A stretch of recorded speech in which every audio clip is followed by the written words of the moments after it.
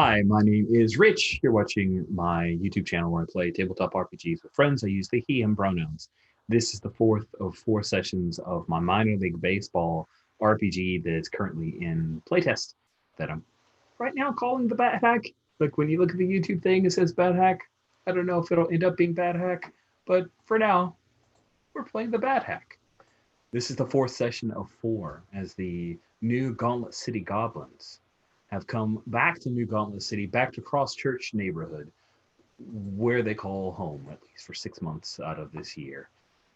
And some time has passed since their drubbing, the very not good games that they had when they went out of town to Innsmouth.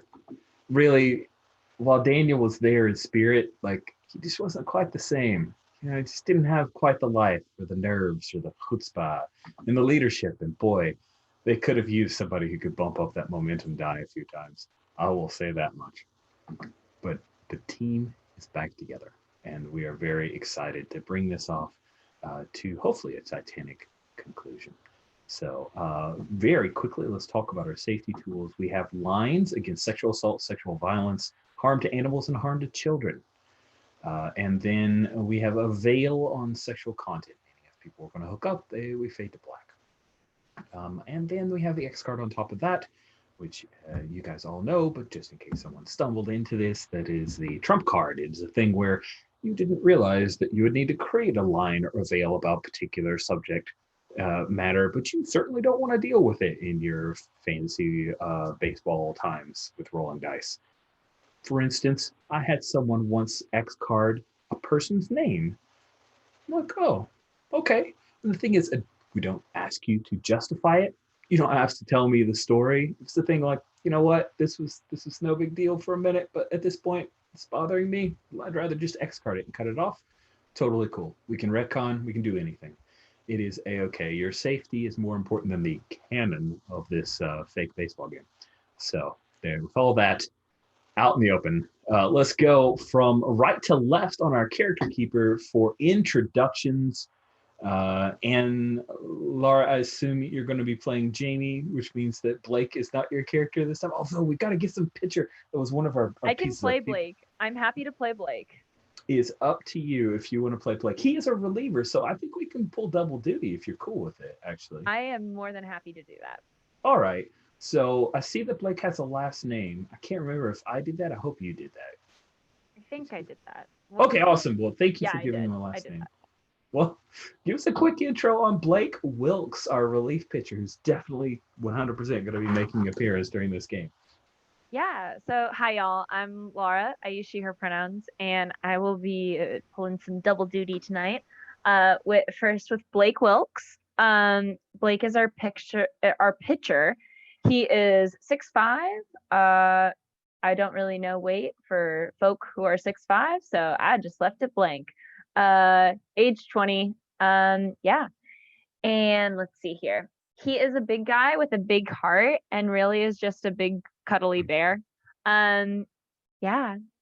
So that's all I've got on his character right now. But I think it'll develop during play. So I'm sure it will. Thank you, Laura. So Puckett, you are up. Hi there. I'm Puckett. I use he, him pronouns. I am playing Josie Cotton, the first base woman tonight. She has a bat that can drive a ball into the parking lot and a temper that can drive the ball into the parking lot by making it flee in terror. But she's a very loyal teammate. She is indeed 35 years old. This is our kind of last shot, man. This is it. Cool. So we'll give Laura a minute here. We'll jump on over to Jesse L. We've got two Jessies, like side by side Jessies. So Jesse L. Alrighty, yeah. My name's Jesse. I use he, him pronouns. I'm playing Noah Betts, also he, him. He's a center fielder with great speed and a great bat. Coming up in a kind of a baseball family. Father was a former professional player, so all the pressure and and advantages that come along with that. He's very particular, I would say. Lots and lots of superstitions, as is really common with a lot of ball players out there. Specifically, interestingly, he had one of those messed with last session, which he's probably still not so happy about. He had his hat stolen from by good old Nate, apparently, but Noah doesn't know that, so he's just angry. Yeah, that's where he's It was returned, but it was definitely stolen. It threw him off of his game, and yes, it did. Even getting his tacos, he just didn't fall. Ball didn't fall his way. Awesome, thank you so much, Jesse L. Jesse A. Yeah, so I'm playing Daniel Nixon, the very fresh-faced rookie catcher. This is his first really couple weeks in AAA, and his first season in the minors at all. 18-year-old, kind of star high school player, drafted right out of high school, not with a big bonus. They said he should have hung on for college, but what does he need school for? He can play ball. Anyway, from Moncton, New Brunswick in Canada, kind of very doing his best to get the team going. Doesn't know what happened last game. Him metaphorically, me actually literally, beyond the fact that it went poorly. I didn't have a chance to listen to that last game. But is looking forward to new day, new game, fresh, starting fresh. All right, fantastic. Oh, as just a quick little heads up for Daniel. So the two games, I did drop them into the pass box scores, but you guys got shellacked in the first game against the old ones. In the second game, you guys were down 2-1 going into the seventh inning, and just they never could put a rally together. It's one of those, like, there were little kindling every inning. It's just like a promise that was a broken promise, and just it was one of those tantalizing things. And of course, it rained both games, near rainouts, but there are no rainouts in Innsmouth. So you guys have come back home. Yeah, the teamwork dice definitely make a difference there, but that momentum die is the one that can really hold you back. So as we said before, Laura will be playing Jamie Jones as well as Blake. We're going to start off, though, with wonderful news of the fun stuff. Everybody gets to make a level. Yay, we get to roll dice to start off. It's always fun. Everyone loves this, right? All right, cool. So let's start off with Daniel Nixon. You are going to go up to 3rd level, and you get to roll twice for fielding and leadership.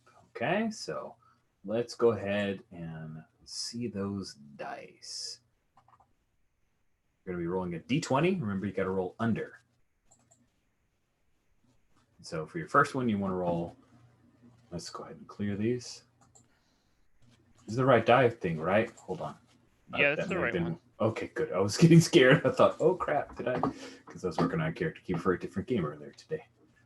Yeah, Wealthy and Pal, right? Am I rolling? Sorry, I missed that. You are rolling Daniel Wonderful. Nixon for, yep, you made 3rd level, and you are just rolling right now for speed. So roll a single d20, and if you're rolling, oh, you're roll above. I'm sorry, not below, above. So 14 above, right? Because that is above a 9. Wow, what am I doing? It is. You get a 10 speed. All right, you're hitting. You get to roll a single d20, and you want 11 or better. I did not get that. That was a 5. Oh, man. So now we're doing fielding, which you're good at. So you roll 2d20. 17 or better on either one of those. Well, one was an 8, so let's see what the second one is. A 6. Man, save those for later, buddy. Okay, leadership, you also get to roll 2d20, so just re-roll that 8 and a 6. You're looking for a 12 or better. Oh, man, that 19 is definitely going to raise your leadership. Likability, now you roll a single. Where's the 19? I see a 9 and an 8. I don't see a 19. Hit refresh. I'm seeing a 9 and a 19. Hold on. Oh, there it is. Good to know. Yeah. Awesome. Cool. So your leadership goes up to 12, and now roll either one of those to get your likability. The 19, of course. There you go. Roll high. 11. Yeah, your likability goes up too. Look at you. You are a solid 3rd level catcher. Noah Betts, step up to the plate metaphorically, and you get to roll with advantage for speed, though you have to get a 17 or better on these 2d20. Good luck.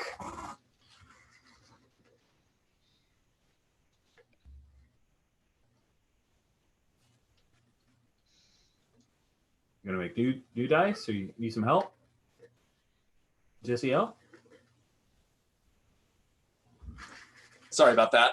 No problem. You are up to bat, man. All right, here we Let's go. go ahead and have you roll 2d20, and you need a 17 or better to see if you're All right. I'll just use those 2 that are out there right now. Re-rolling those. Woo, I got a 20. Nat 20. Hello. All right. Speed of 17. That is terrifying. So now you get to roll for hitting. Hitting is also 2d20. Right. You need a 16 or better. You are just All right. Here we go. Re-roll. Nope. Not happening there. That's fine. All right. Single d20 for Okay. fielding. Need a 12 or better. All right. Re-rolling that 11 there. Let's see. Got a 19. That's Oh, going up. That will raise that up. I'm going to delete that one. And so your fielding goes up to 12. Now roll 12. a 9 or better on this d20 here. All right. Rolling. That's a 13. That'll do it. Oh, man. And then your likability, everyone knows your likability is going to go up now, Oof. Noah. 7 I don't or know. better. I don't know. Oh, good. Yeah, it did. Yay. What? All these dice are in your favor. Awesome. Yes, that worked out well. Laura, you are, Jamie Jones is now a 3rd level shortstop. Let's go ahead and have you roll some d20s. Now, you're rolling twice for speed, so go ahead and roll 2 d20. All right, here we go. You need a 13 or better on either d20. You going to roll fresh ones, or are you going to just roll a second one? How Yeah, you I'm wanna- rolling fresh. Okay, go for it. Oh, 14 is better than your current speed of 12, so your speed goes up to a 13. Good job. And let's see here. You got to roll 1d20 for hitting. You need a 10 or better. All right. That was not a 10 or better. Oh, dang it. Too bad. All right, but you get to roll 2d20 for fielding, a 12 or better on either one of those, and your fielding will go up. All right, here we go. I get to roll one of them? Both Right. of them, actually. Both of them, hooray. For fielding, Okay. yeah. All right. Wow, another nat That'll 20. do. Oh my Yep. goodness. It's a good thing you guys need to roll low. You're using up all these 20s early, but it's good. It's a good thing. Cool. Yeah. So for leadership, single d20, you need a 14 or better. All right, here we go. I'm feeling lucky, folks.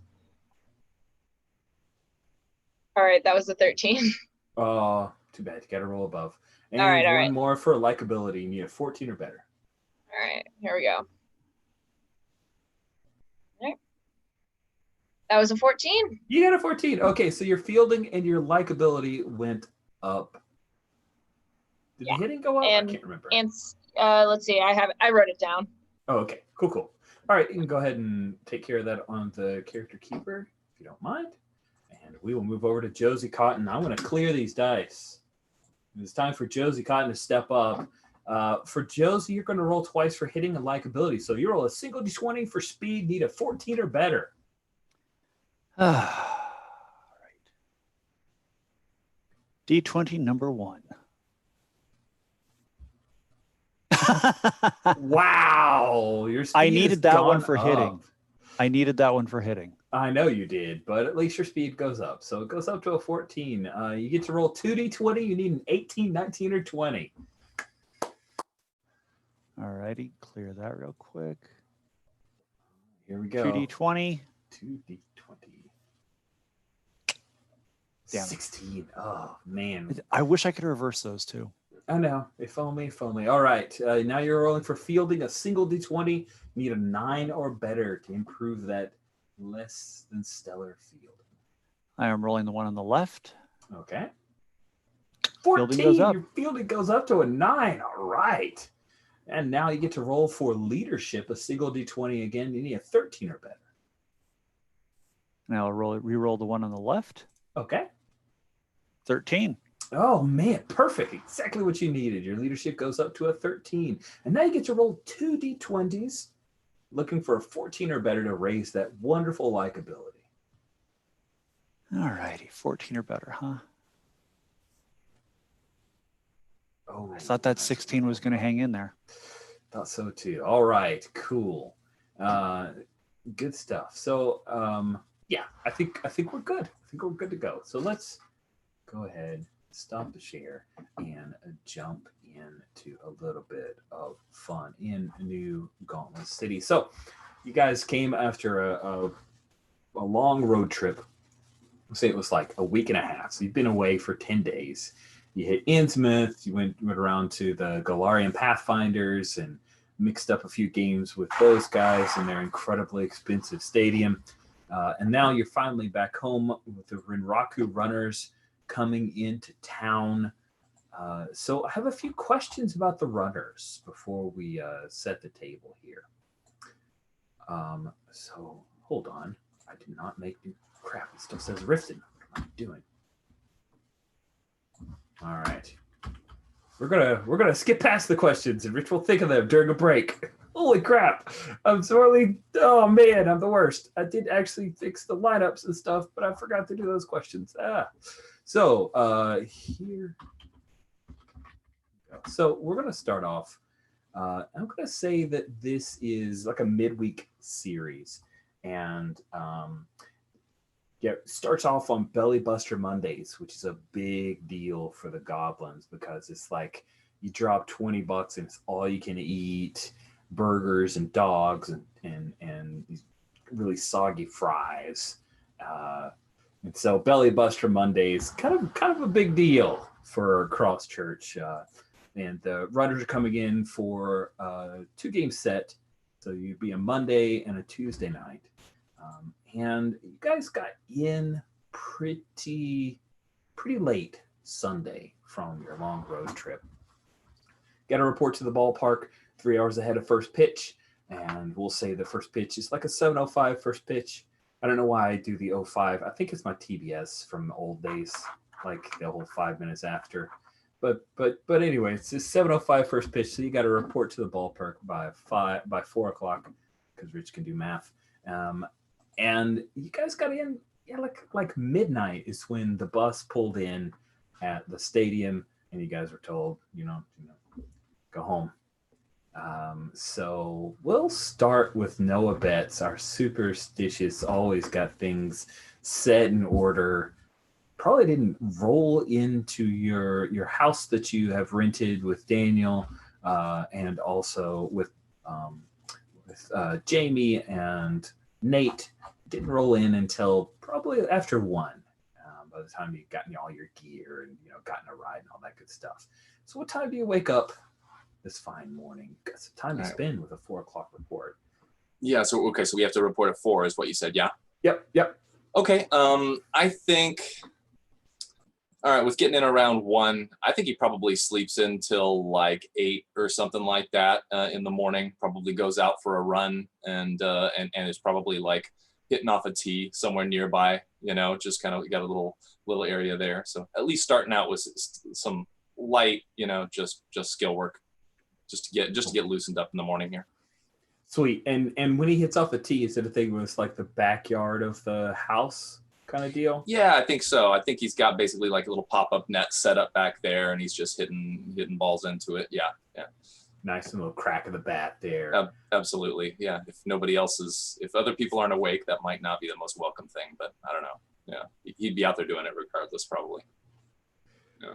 Cool. So you're hitting off the tee a little bit, and then you hear the sound of I'm imagining it's like a wooden fence, not a chain link, like a wooden fence to this house for the backyard. And the fence opens up, and peripheral vision, you as you kind of finish off a swing, you see somebody's walking in from the side, right? Like not walking in from the back door or anything. They open the side gate to the fence, and they just kind of walk in, and it's your dad. I think I look up for a second. I mean, if I get a chance before he says something, does he? Do I or not? He didn't say anything. No, he just crosses his right. arms like he's going to watch you hit off the tee for a little bit. Watch it form. Probably is he the kind of guy that critique you, or just go? Oh, yeah, absolutely. No question. Yeah. No. So, I mean, I think I probably would like maybe like a quick glance, but no other greeting other than like as I'm setting up, a ball on the tee for the next swing, just a quick, hey, Pops. And then I just go right back to my thing when just pretty much ignoring him. That's exactly what he wants. So do you want to make a hitting test here to try to show off your hitting capabilities? Or are you trying to show perfect form and maybe get him to like where you're at and what you're doing? What do you think, Noah? Oh, man.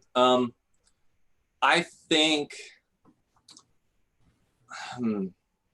I don't think I'm trying to do anything super flashy. I think I'm definitely doing some skill work. So like I've probably gone through, some like, hitting the ball straight up the middle, trying to pull it on, like having it set up low and inside. I think I've got it set up like, maybe mid-thigh, outside part of the plate. And I'm basically just hitting, line drives opposite field right now. And I think I'm just trying to maintain that for a few swings in a row. So, I mean, I'm absolutely, like I've got the pressure of my dad there. I'm trying to do a thing. So I'm totally cool with this going to a roll if you'd like to see how. Let's do it. Okay. All right. Let's see here. Alrighty.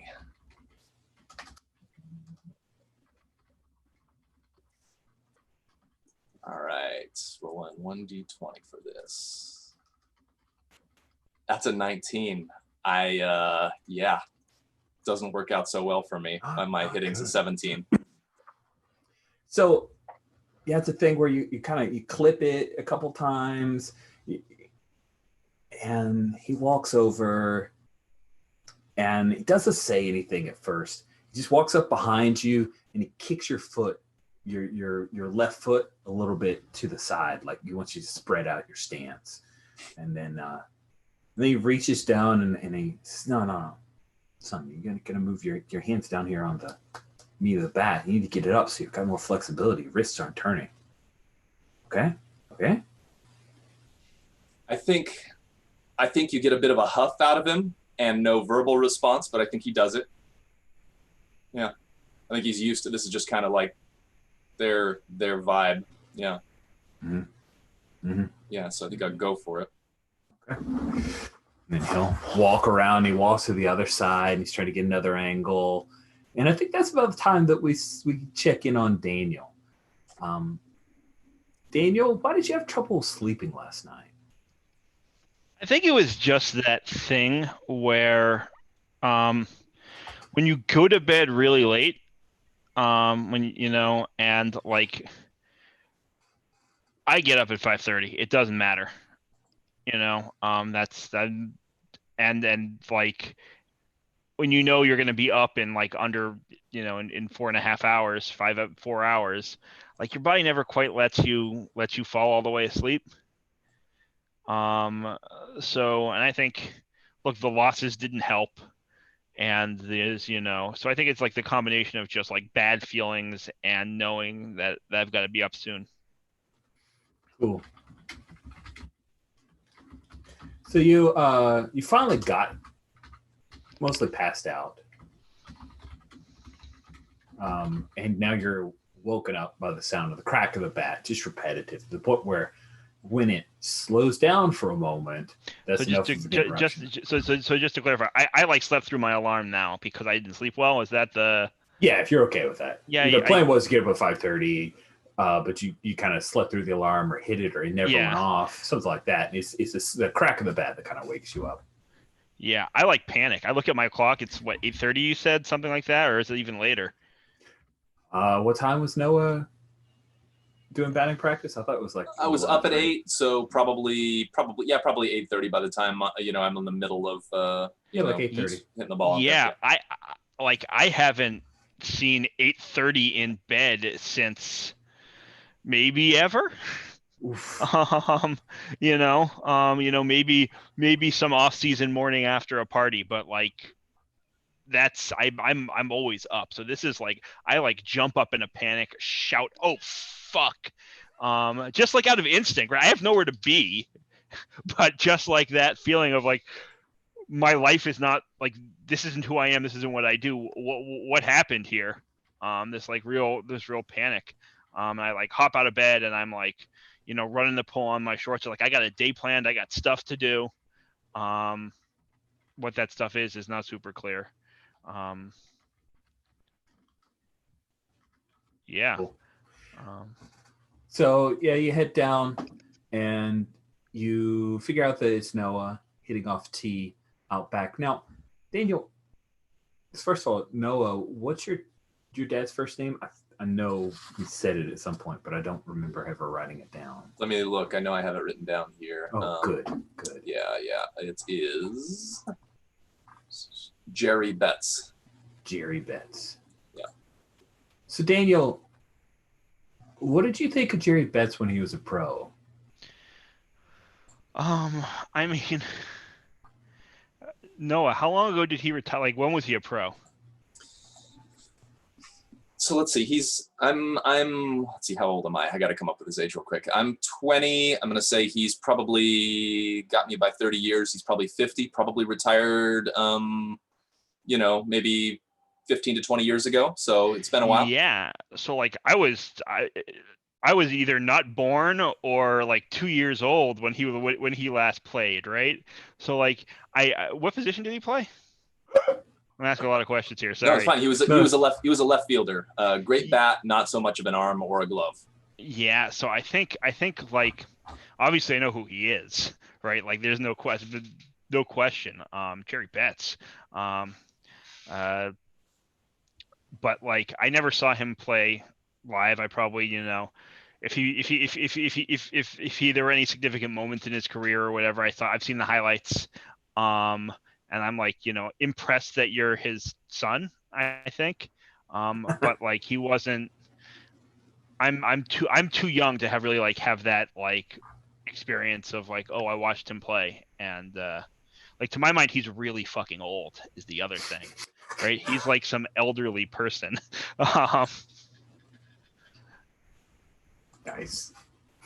But sure enough, there he is. You recognize him because he's like an old, slightly chubby version of Noah. Mm-hmm.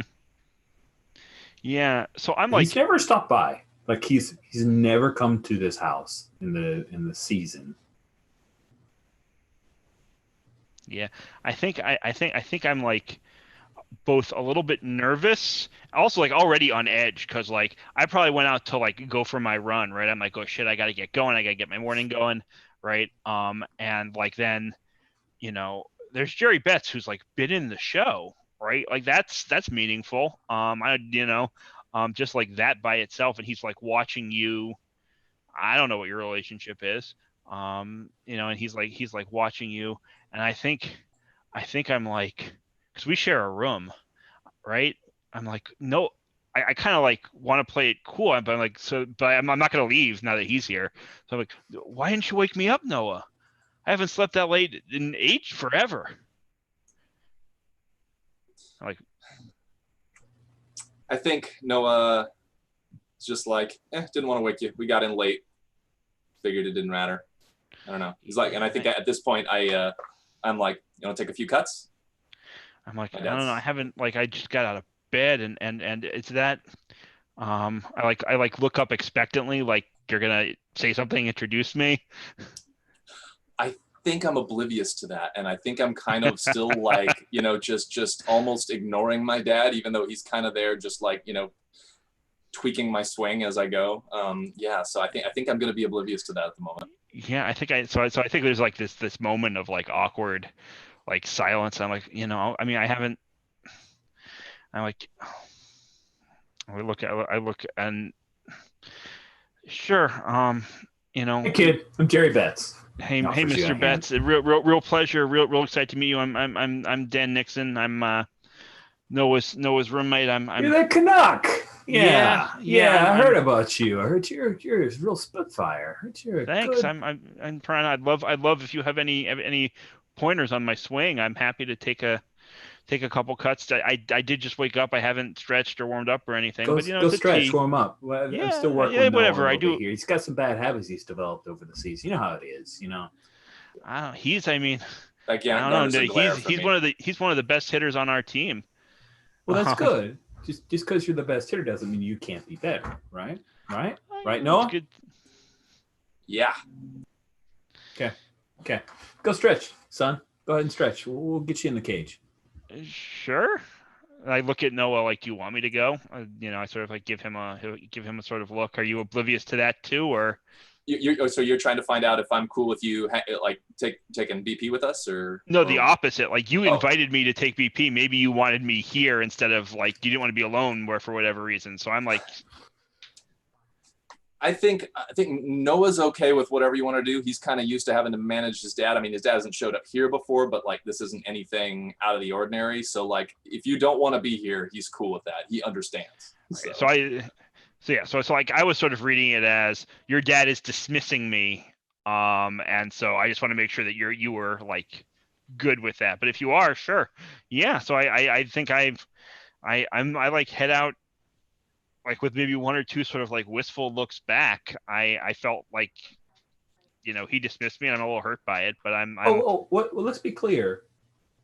Jerry said you need to stretch. Go stretch. We'll get you in the cage. I thought he meant we'll get you later. Like you can come right back. Yeah. Yeah. He was saying okay. like I'm working on Noah right now. You need to stretch. You go do that thing. Then we'll get you in the cage. Got it. So, all right, misunderstood then. Yeah, absolutely. So yeah, I go over to sort of like the corner of the yard and I start stretching and doing my little sort of like a little kind of like jog in place kind of cardio thing to get my heart going a little bit. Awesome. So we're going to jump over as we cut away from Daniel doing a little bit of warm up calisthenics, watching as Jerry like is moving Noah all over the place, like changing his hand grips, everything. And you've seen Noah. Noah's, like you said, he is definitely one of the best hitters on the team. Him and Josie kind of go neck and neck. Noah's kind of I'm imagining bats in like the 320s, 330s, and Josie probably like right, flirt with 300, but has a lot more power, more doubles, more homers kind of thing. So we will cut away from Daniel with this little bit of stretch to, I think what we do is we hear a knock on Jamie's door. Is Jamie awake, or is Jamie still asleep at like 8 o'clock in the morning after getting in around 1 o'clock? Yeah, I think that Jamie was actually up really early. I don't think that she slept well that night. I think that she was probably like running around in circles. I think she was still reeling from those losses, and they did not sit well with her. So she's really on edge. She'll get up for a morning run, which she never does. She wants to make sure that her head is in the game today. Nice. So let's say that you went out on a morning run with Nate, and two of you guys did a few miles, just enough to keep you loose, enough to kind of talk stuff out. And we'll pick up with you guys. You can hear the sound, the rhythmic sound of Noah taking BP as you guys are coming back towards the house. And Nate says, "So I guess Noah's up. Like, how do I tell him? Do I tell him? I shouldn't tell him. He has his hat. It's fine, right? But he still seems bothered." Yeah. I mean, didn't you sort that out with him, or? I mean, I meant to. Do you think he knows? I don't think he knows. But remember at the bar, he was like, "I just want to know who did it." And he was all serious. Yeah. No, I don't know. I think it kind of sounded like Batman.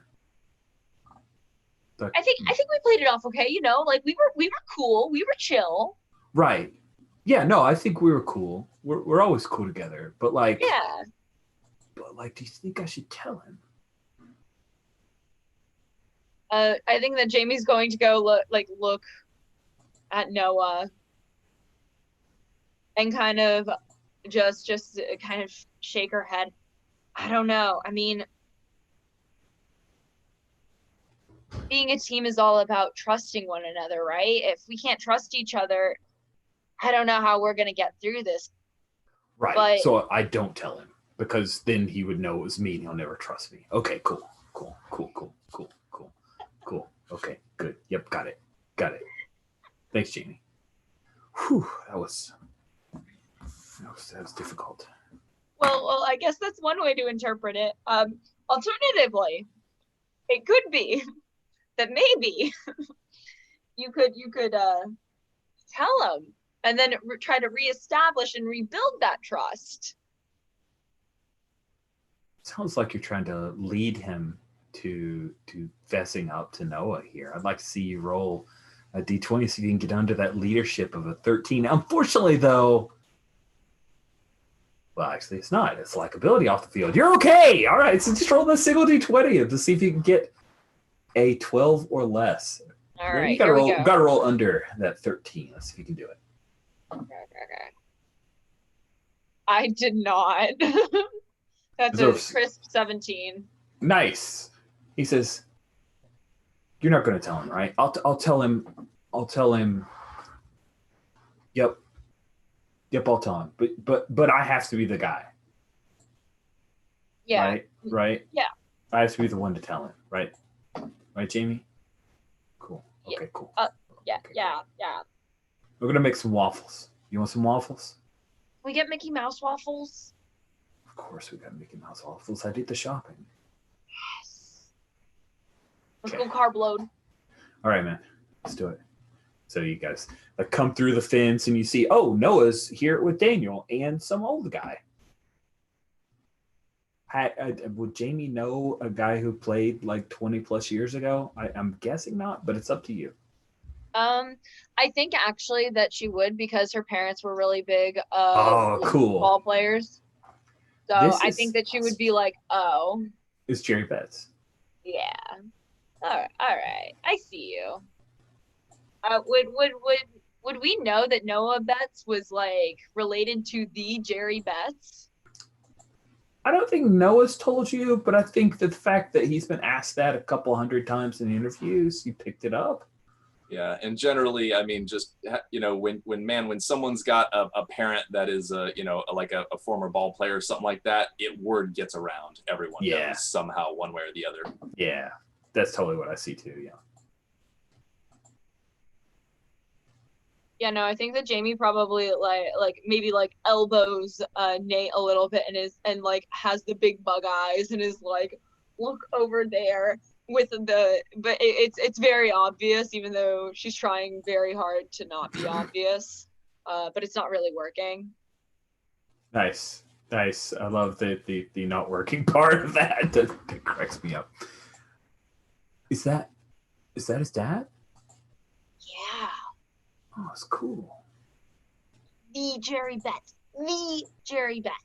I mean, sure, he flirted with 400 for 6 weeks, but he didn't actually hit 400. Okay, but still, that's cool. All right. Now I talk myself into it. This is cool.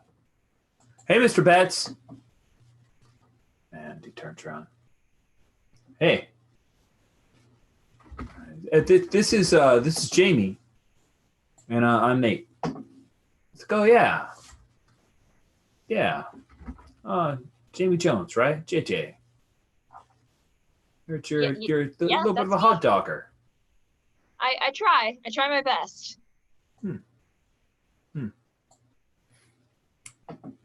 Don't know you, son. And he's like, oh, that's fine. I'm center fielder, so I mostly play left or right because your son. You should work on that. Earn your spot, son. If you're a center fielder, push harder, try harder. And I think I'm like in a groove on the tee at this point, and I'm just and like he's totally not even seeing it. Smashing ball after ball as that's happening. Yeah.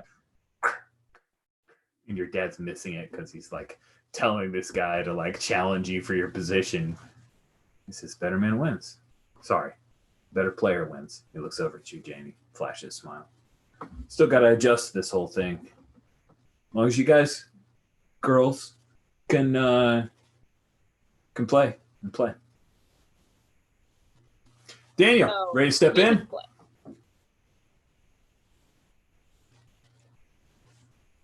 Yeah, no, step out. All set, sir. Let's let the fire plug here see if he can do a thing or two. Yeah.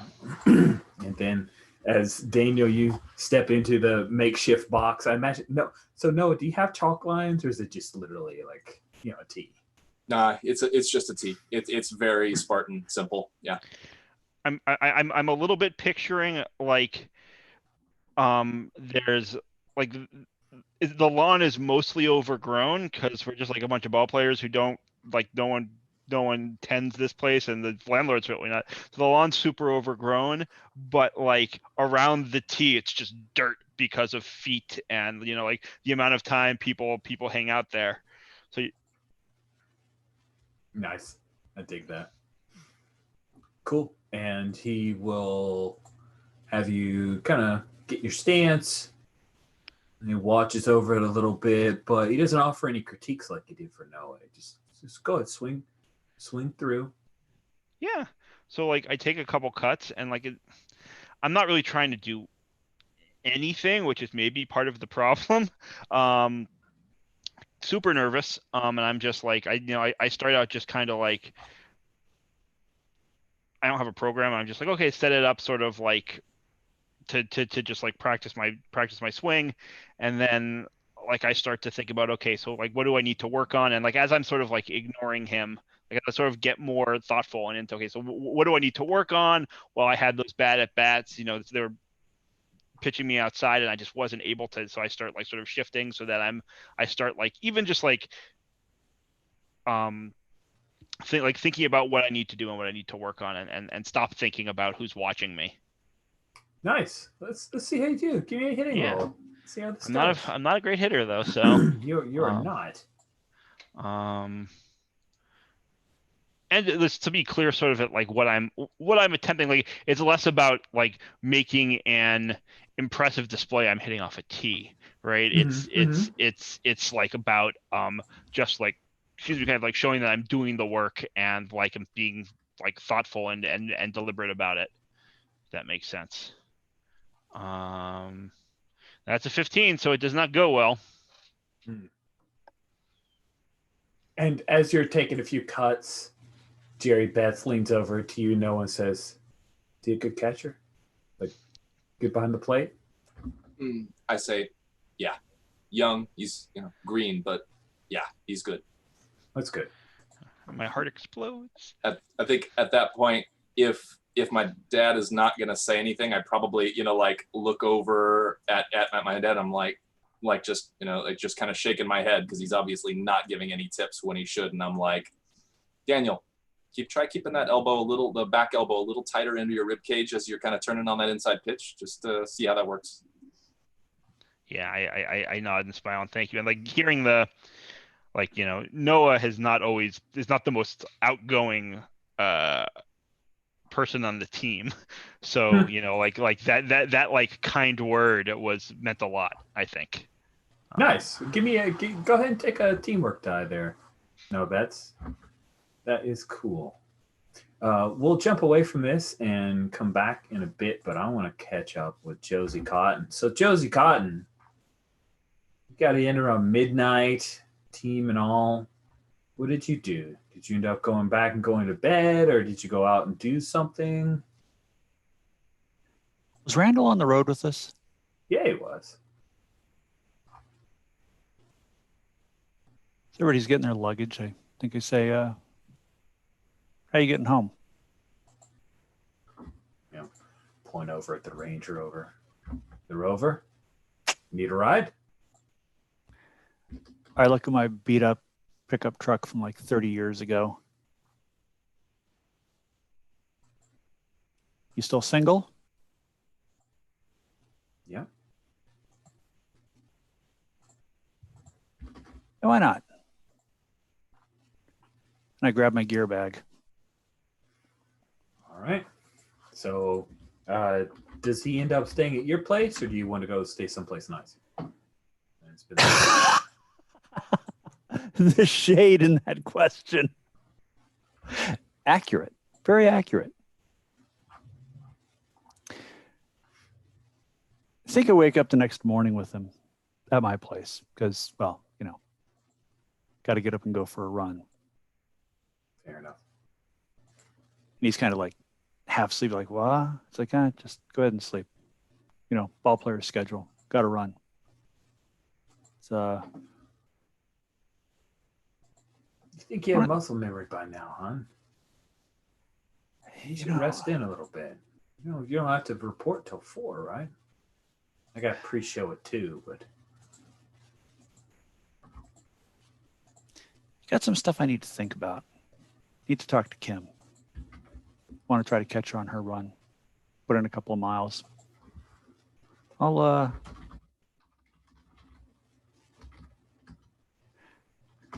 if you're still here when I get back, we'll talk. If not, I'll catch you at the park and we'll talk there. okay. And I lean over, give him a kiss, ruffle his hair, whisper in his ear, your bow tie looks hella cute. Thank you.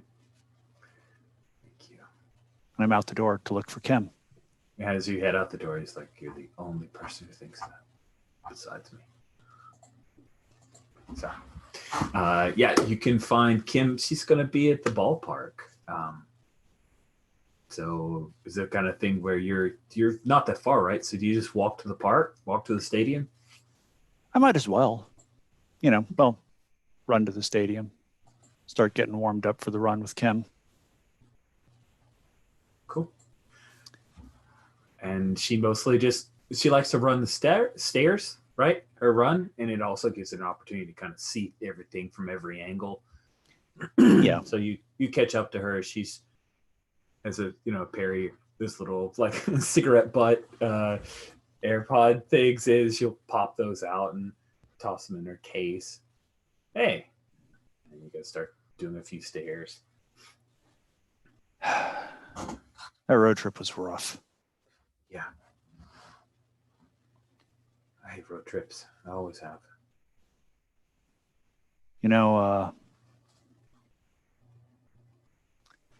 Somebody was messing with Noah's hat. You know how he is about it. Okay. And should I expect some kind of court going on about this? You need me to step in? What do you think's going on? I wanted to run an idea past you.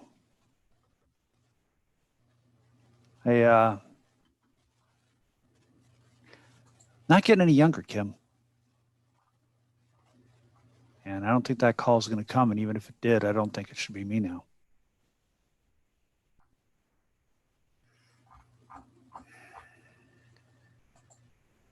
So I think it's time to start prepping the next wave. And if there's going to be a court, I think it should be Daniel heading it up. Kid's not even old enough to drink. Come on, Josie. I mean,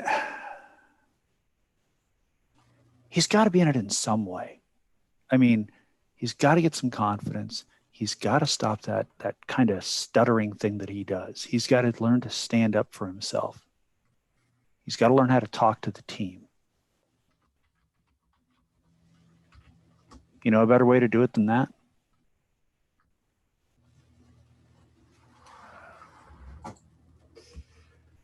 Maybe he's a prosecutor, maybe he's the defense, but he's got to be in it.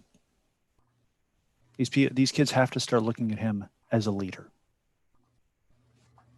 He's a hell of a good kid.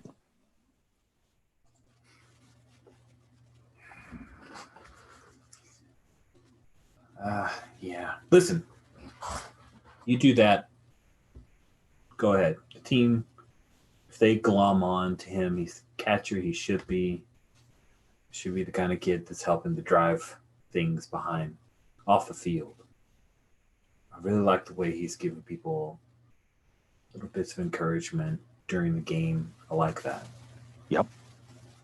Before you go and hang up those cleats, you guys get up to like the top and you're kind of walking along the top and you see that they're out mowing and everything in the early morning. She says, before you hang up those cleats, don't tell anybody. You'll probably get out, but Haas Ryan, the scout, Yeah. is in town, and he's been following around the runners, but I think if you were able to pull off something impressive, he'd give you a look. You know what I mean? He should be looking at Jamie or Noah. I mean, Daniel needs another season or two down here to, well, season him, really. Mm-hmm. Mm-hmm. But Jamie? What's another year in AAA going to do to Jamie?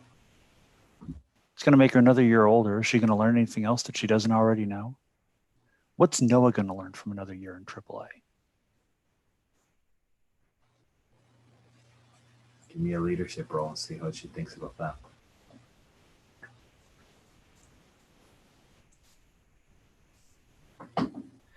That's an 18 and way over my leadership.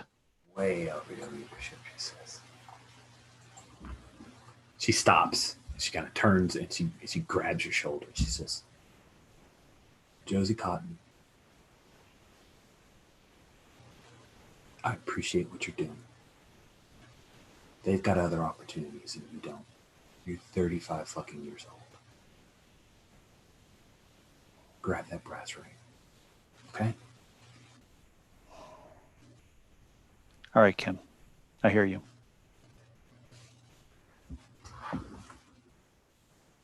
Okay. And she picks up a jog and leaves you behind. Like, just takes off. Running along the top there. And she zips down the stairs. Kind of challenging you. But you definitely push for it. So I'm going to give you a teamwork die. Tried real hard to make sure that you're taking care of those younger guys. We're going to cut back. I'm just really curious how Jamie is handling, as you see Daniel's taking some cuts. Jamie and Nate has taken off to go inside to make waffles. He is absolutely avoiding the whole Noah Betts thing. And just so you guys remember the rules, Noah currently has a slump die. And if he doesn't resolve that issue, his slump die is going to go up by a die type before when this game starts. The 9-inning game, like a game session started. I've got to find some way to differentiate how to actually say the 9-inning game when we're actually in a game. I still haven't, like, I've said 9-inning match, but then it sounds like it's like freaking cricket or something. It just sounds weird. So back burner it, but if anyone has any suggestions how I lexicon differentiate saying the baseball game versus the role-playing game session that we're in, because I need to unlock that because it bothers me. Yeah. So by first pitch, if Noah Betts hasn't resolved his issue, his slump die will be a D6 when his dad has come to watch him play. Yeah. Sorry, go ahead. I'm just trying to remember how that gets resolved. I haven't seen that yet. Like, how does a slump die get resolved? Right. So the way that a slump die gets resolved is a couple of ways. You can do it on the field. If you get a highlight play, if you roll more than 10 under a thing, then you've basically broken your way out of the slump on the field. If you don't break your way out of the slump on the field, then you have to, in an off the field scene, you've got to deal with whatever the trigger point for the slump was, oftentimes with some kind of die roll, but not always, right? We'll just do with what feels best for the scene. And if you're successful with trying to resolve that slump, then bam, the slump die will be removed. The whole thing, you don't take it down a die type, right? If you're up to a D8, it just goes away. You break out of your slump. Is that clear? Any other questions? Okay, good. Because it's important to me to make sure that you guys understand it, so you can give you good feedback. So, Jamie, what's going on with you? You see Daniel's been taking some cuts, getting a little bit of feedback from Noah, and then Jerry comes over and says, yeah, here, you think of this, and like, you got to think of this, you think you're, he does a whole lot of like analogy coaching, Daniel, but what's Jamie doing? Yeah, I think that I'm probably going to try to grab Nate before he escapes into the house and try to bring him on field and be like, hey, can we join? We need to warm up a little bit before the game too. Sure. Of course.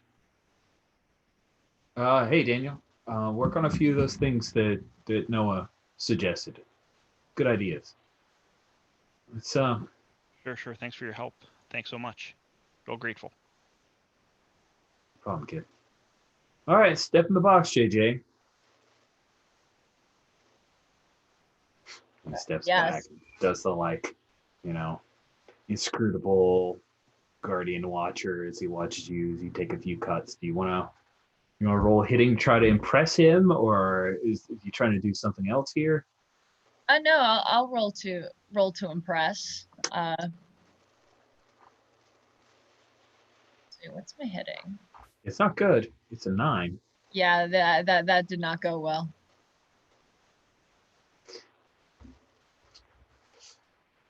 I think you need to choke up on the bat, honey. That means hold it higher, right?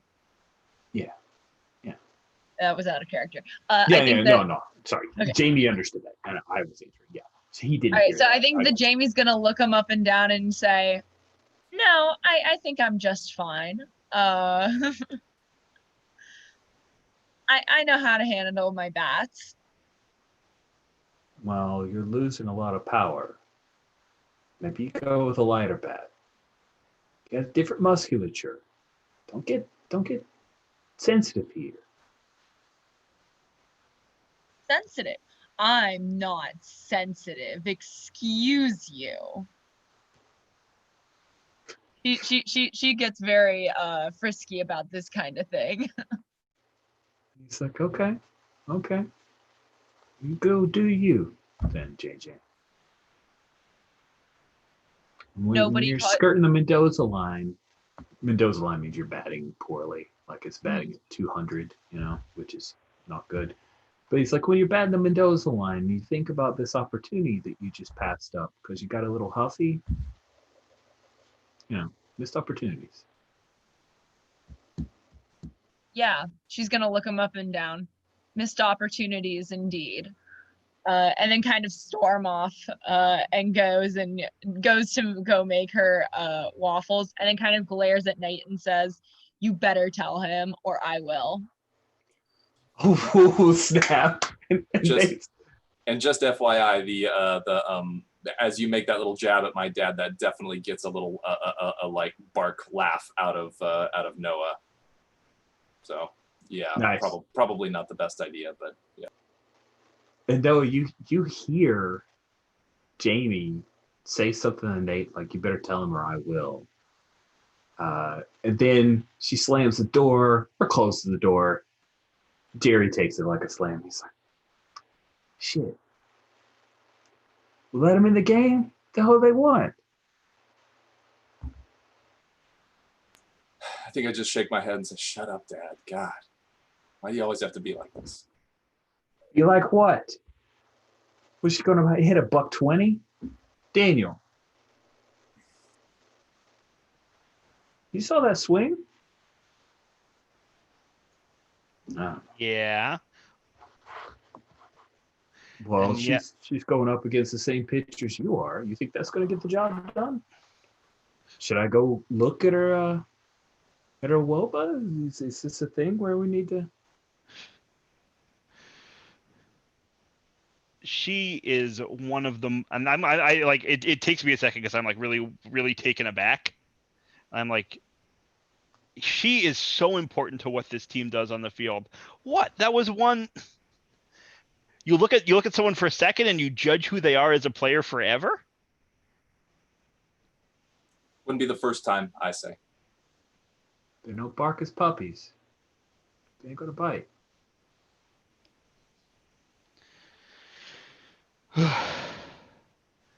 Well, son, I'll see you at the ballpark. I guess you guys got your own way of doing things. Best of luck. I hope it goes better than it did with the old ones.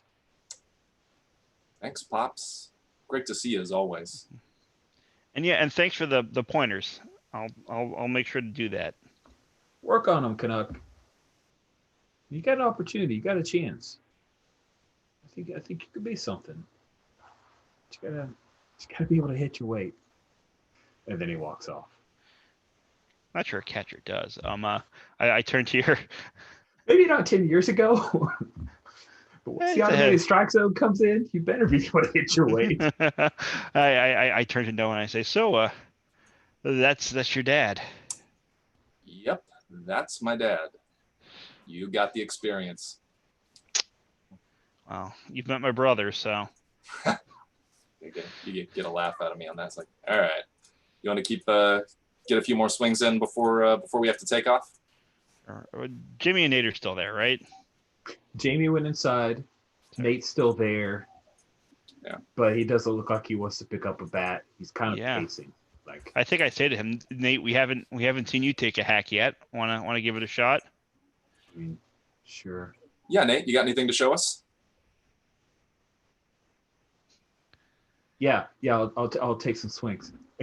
Cool. That's the perfect excuse to not talk to you about the thing. So he will grab the bat and he'll head up and take a few hacks. And the thing is, if you weren't here, Noah, Nate would be the starting center fielder. He's got a good, solid stroke. It's not much power, but he can hit to all fields. He's got enough speed to be able to use that to get himself on base. And it's a big hit. He's too short. He's like 5'6". He's probably never going to make it because he's not tall enough. He doesn't fit that scout profile.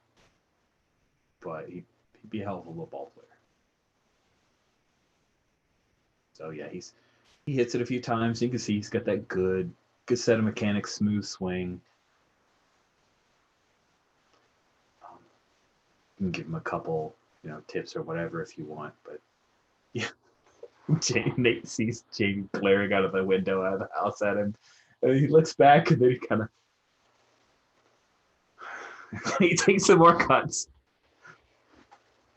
And then he'll say, "Whew. Well, we just ran, so I'm gonna head in, check on breakfast. You guys hungry?" Yeah, I haven't had my morning run yet, so I gotta go do that. Get the heart roll, get. Cool. I think Noah just says, "Oh, geez, let's see what would he do here." I think he's like, "Nah, I'm good. I already ate." Just short and clipped. So Daniel takes off for the run. Jamie, you're watching from the window. It does not appear that Noah and Nate have talked about anything of import. Chung, the toaster pops up, the waffles.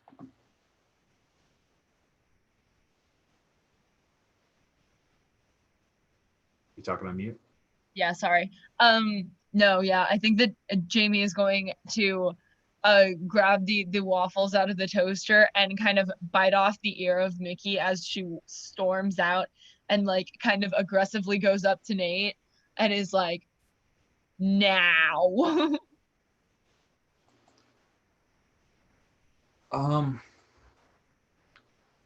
Noah, can I talk to you for a minute?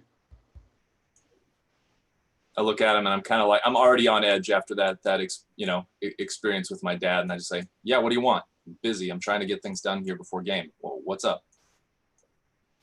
And he looks to you, Jamie, like, "Please don't make me tell him now. He's so mad.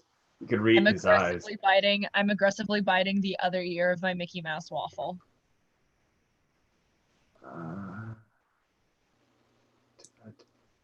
I took your hat. That immediately gets Noah's attention, and he's like, hadn't even really been looking at him, but kind of just immediately like glares at him. Yeah, I don't think he says anything at the moment. Yeah. It was just supposed to be a prank. I didn't think it'd mess you up or anything.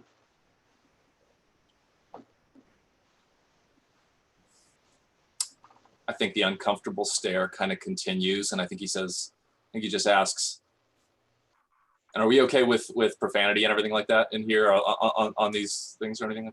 The F-bomb, occasional F-bomb, okay? I think because you would definitely say, yeah, you would definitely say, "Nate, have I ever fucked with your equipment?" No, man. "You ever gonna fuck with mine again?" No. I think Noah looks like he's trying to make a choice, and like, I mean, he's angry, he is frustrated, you know, feeling really shitty after that interaction with his dad, and just I think he just says, fuck this, I'm going for a run, and he literally just takes right off right then and there, and you just tell he's just like sprinting out of there, not to get away from the situation, just to like dissipate the anger energy at the moment. I don't think anyone thinks it's actually done, but that's where it's at right now. Yeah. That went real well. Thanks, Jamie. I feel so much better now. That's great. She's gonna clap Nate on the shoulder and offer him the rest of her Mickey Mouse waffle and says, "Come on, you know you did the right thing." And he holds up the waffle, because I imagine the way you were eating it, like you didn't put any syrup on. He holds up the waffle and says, "What? I can't hear you. What?" Because you'd eaten off both the ears. So, Yeah, she's gonna punch him in the arm. Cool. So I think that will be the end of scene there. Anything else you guys, any other scenes you wanted to have before we have everybody rolling into the ballpark?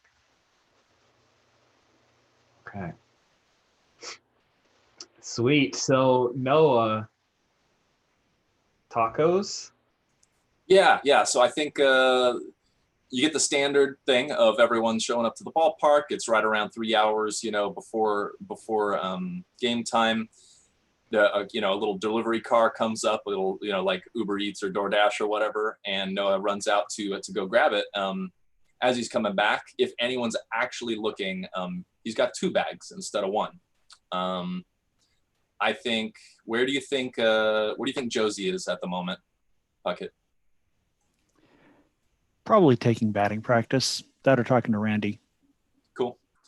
If you're just taking batting practice, I think I kind of walk over that direction, and between pitches, you know, as soon as you have a second, I'm like, "Hey, Josie." Yeah. And I think I just hold up a bag for you. I'm like, "I know I didn't ask if you wanted any, but you know, if you don't want them, I'm sure someone else will eat them. But like, you know." I just start grinning and saying, "Yeah, come on, let's go back to the car so you can do your ritual." I think I get a smile there, and just yeah. And I will literally walk back to the car and eat the tacos there with you, because I know that's part of it. Yeah, just FYI, that I already added it to Noah's list of superstitions. You're in on the tacos now, FYI, on a regular basis. Better hope you like those tacos. Nobody likes Jack in the Box tacos. Not even Noah, to be honest. Yeah, he doesn't like them. It's just luck.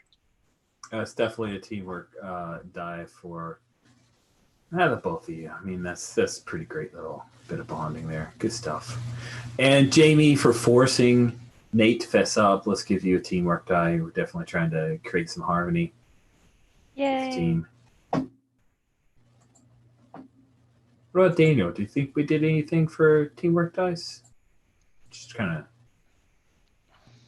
I mean, at best, maybe that like aside to Noah about family, his dad, my brother, but it's barely. I wouldn't push for it. Let's Okay. put it that way. All right. Fair enough. Cool. As we see the scene of Josie and Noah eating tacos, I have some questions. The Renraku runners. So there are a few. If you guys take a look, the starting lineup is listed for them. Their catcher is a guy by the name of Brett Austin. He was a pro until something happened to him, and he's trying to make a comeback. He is slow as molasses, but he refuses to give up. The guy is 38 years old, and he is still trying to get his way back into the pros. So, who has Brett's baseball card from his pro days? I mean, that's got to be me, right? Nice. Like I imagine, I'm picturing this is a true story about Jesse, but adapted. That he was like my favorite player as a kid, right? So when I was 13 years ago, he was 25 and like a hot shot, like young player. And like I was used to when I lost a tooth, I would get like a quarter or like very little, like a very small quantity of money. But one time we had like my younger uncle was visiting, and I lost a tooth, and I woke up with a Brett Austin card, Brett Austin Topps card under my pillow. Nice. And the tooth gone. Was it was signed? Like the most exciting thing that ever happened to me. Was it signed, or was it just like a straight up Brett Austin card? No, it was just a straight up. In real life, it was a Mike Greenwell card, but that's a different story. Nice. So what was it that knocked Brett out of the pros? Was it an injury? Did he get the yips? Was there some kind of scandal? What was it that knocked him out of the pros that he had to fight his way back a good 8 years later? I think it was a collision at the plate that he was blocking. He was blocking the plate, and someone was just like charging, and his as when the collision happened, his like ankle turned in the wrong way, and nice, so injury. That's why he's so slow. Nice. Yep. And like it was his ankle, not his knee, so he can still catch, right? He's not at first base. He's kind of doing the thing Gary Sanchez is doing now, where he does his squat, he like has the leg out kind of thing. Yeah. And but like, it's just he's never been the same.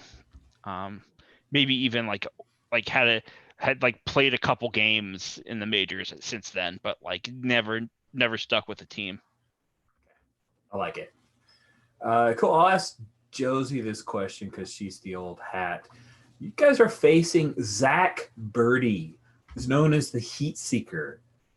He can tap 100 miles an hour, but when he does, nobody knows where it's going. He is a wild one. He is known for beating people. Some say that he's wild just so he can get away with nailing people he doesn't like. So, Josie, who was it that the Heat Seeker beamed the last game that you guys played?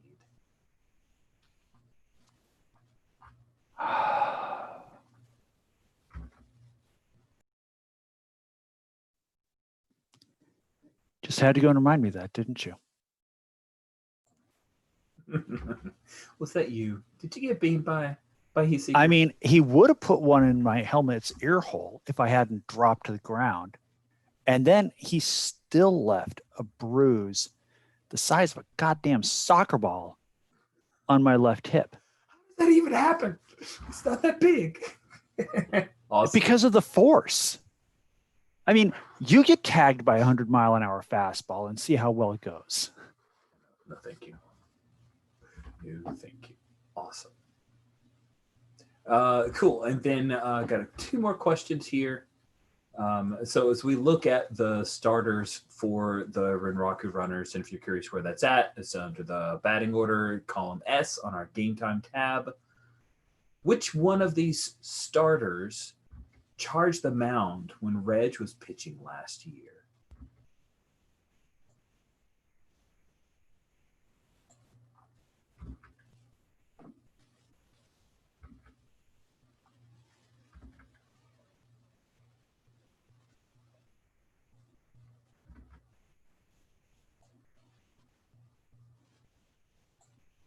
Anyone can answer. I'm sorry, can you repeat the question? My audio cut out for a Oh, moment. no problem. So if you take a look at the runners starting lineup, Yes. which starts on column S, it's from Matt Hamill to Zach Birdie, although Zach Birdie isn't eligible for this answer. Which one of these batters charged the mound when Reg was pitching? You guys remember Reg? He's one of your starting pitchers. Yeah. I'm feeling Nate Cobb. Nice. I probably should call him Nathan Cobb since we have a Nate, so we'll change his name to Nathan Cobb. Nathan Cobb. And then I'm going to ask somebody else. Let's see. Noah. How bad did Nathan Cobb hurt Reg when he charged them out?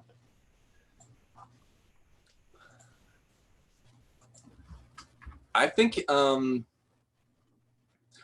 I don't think anything that kept him playing, but I think he absolutely had a black eye for going for a few weeks, a couple of weeks or whatever, however long it takes for something, real deep bruise like that to go away. So I think he was on the field having to have that be in plain sight for quite a while. Nice. So that's our questions leading into playing against the runners. We're about the halfway point. So it's 28 minutes after. Let's take at least 7 minutes. So we'll be back at 25 till. And then we will, if you guys want to do the kangaroo court thing, I want to cut that off, Puckett. If you were kind of setting that up, I think that would be interesting. If not, we'll just jump straight into the game time. I'll see you guys in 7.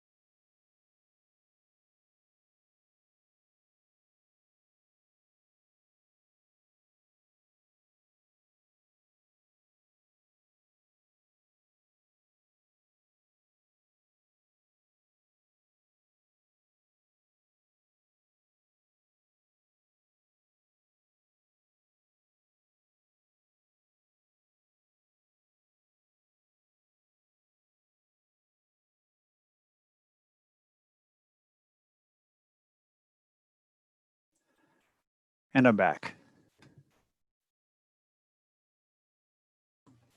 So earlier today, Yeah. Beaker, our Chihuahua. Great things about indoor Chihuahuas, you really aren't supposed, because the oils and everything, you're not supposed to give them baths frequently. But today was bath time for Beaker, and he's only a year old, so he hasn't had many baths in his life. It's still oddly traumatic for him.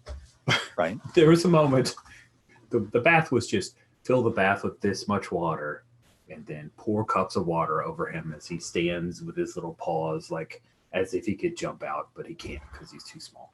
But the best part was when I put a little too much shampoo on him. So my wife asked him, like, hold him up and we're going to spray a little bit of the shower nozzle on him. And as I'm spraying the shower nozzle, she's spraying the shower and I'm holding him. He does the doggy paddle. I'm holding him in the air. He's being sprayed by a shower nozzle.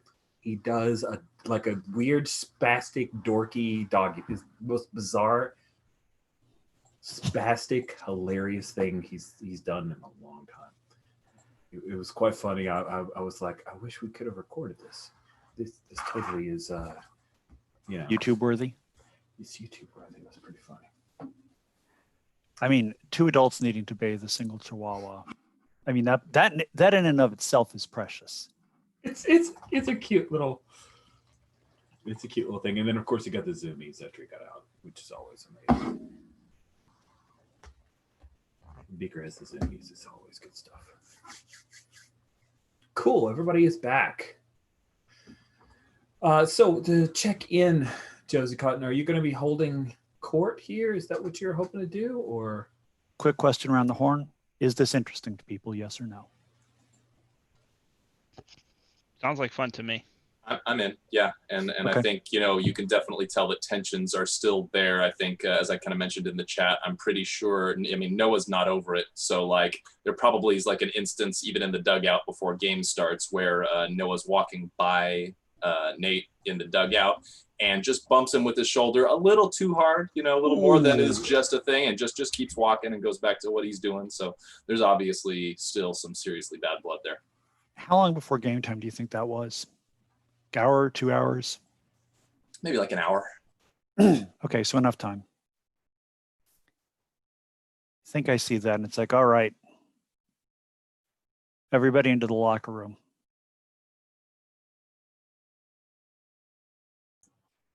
Noah just glares at Nate, but walks in there.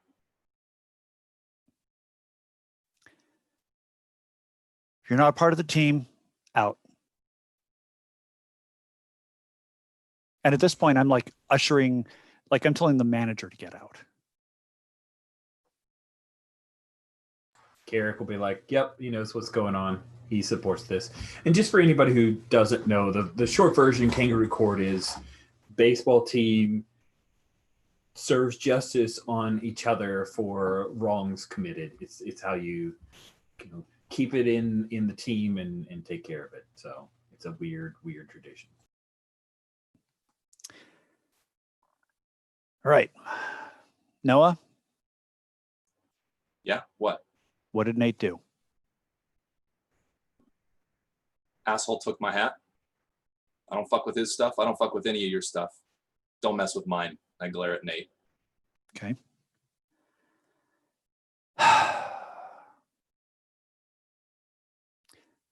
Do you want a panel of judges or do you just want one judge? Who is Josie asking? Noah? I'm asking Noah. Okay. I'm like, one's all we need. All right. Daniel, you're prosecuting. Jamie, Nate, you're defending. Roger that. Court's now in session. Yeah, I didn't even get a chance to agree. What does Josie use to gavel? A baseball or a bat or?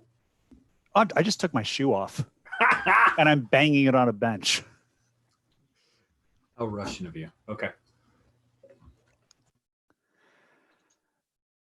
All right, Daniel. Noah says Nate stole his hat. Impact on the team. Go. I mean, we were all on this road trip, right? First of all, does Nate deny stealing the hat? No, Nate confessed it. I assume you told us that, Noah, just as a side, right? I don't Nate, I don't know if I mentioned it, but yeah, we'll say I did. We'll say yeah. He even told me freaking this morning. He said he did it. So Nate does not deny it. Number two, we were all on that road trip. And I don't remember those games because I wasn't there, but like I start building up sort of like certainly all of Noah's issues, right? Noah fell into a big slump, and like listing at bat after at bat defensive miss. But it wasn't just Noah, right? This isn't on Noah at all. And I start listing everyone else's. On and on, like all of the terrible things that happened on this abysmal road trip. And now we know why. That motherfucker took Noah's hat, didn't tell him till today, right? This is our opportunity to set that right, to turn things around and come out of this with a W. And I take off my hat and throw it on the ground. All right. Cede my time. Jamie, defense. So Mitigating circumstances, anything. So I would like to say that we are we blaming all of our misfortunes on a lost hat? I understand that these traditions are very important to Noah. And yes, was it wrong to take the hat? Yes. However, I believe that Nate, our teammate, had the best of intentions at heart. Yes, were they a little maybe poorly executed? Yes. But let me explain. Nate believed that Noah was being held back by these superstitions that he is meticulous about performing. We've all seen them. And Noah, we love you to death here, but Nate and I both know, and I bet the rest of this team knows, that you are more than your superstitions. And we wanted to prove, or well, Nate wanted to prove that to you, by showing you that you don't need them. Now, granted, took a turn for the worse. It happens. But we are all bigger than the superstitions that we hold on to. At the end of the day, it comes down to how bad do we want it, and how much we have trained. We have the training. We just need to make sure that our heads are in the game. We can't be caught up on these details anymore, guys. We're all or one and one for all, am I right? Nate's gonna butt in here if no one tries to shut him up. Is that cool? You mean Noah?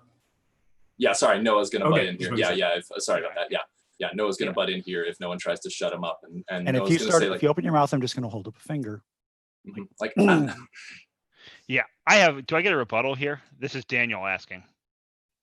I was going to say, I look at Josie. Josie, do I get a rebuttal here? one moment, Jamie. So the way I understand it is that your defense is that Nate decided to alter the routine of the baseball player in this team with the most rituals and routines, who relies on them to focus himself for the game. That's your defense for Nate. Well, when you put it like that, yes. However, All right, Daniel, you said you wanted a rebuttal. First of all, I just want to restate that the results are what the results are. And whether Noah's hat is magical and good luck, or not is not what's at stake here. Yes, ultimately it is up to us and our skill and our talent and whatever else we can muster to get us through a game and a series and a road trip and a season. But, and I look at Noah, and I look at Nate, I'm like, that son of a bitch. I'm like I'm like genuinely angry now. Like I know what's going on, right? Without asking, came in and undermined the chemistry and the focus and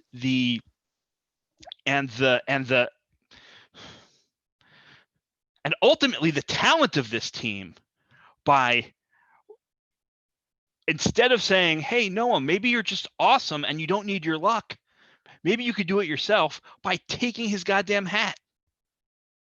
That's a black spot and a black cloud around this team.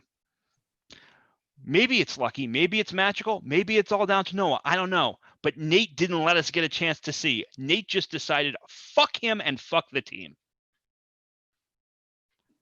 I can't believe you would do that, Nate.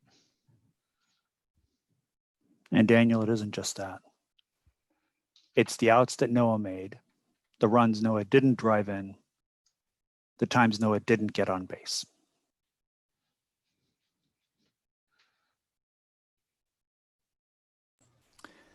Real impartial judge here. Nate, you admit you did it. Yeah, I gave his hat right back. Like one fucking game. Fuck you, Nate. Okay.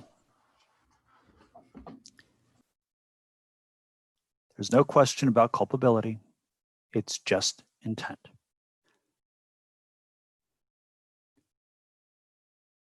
Nate, are you ready for sentencing?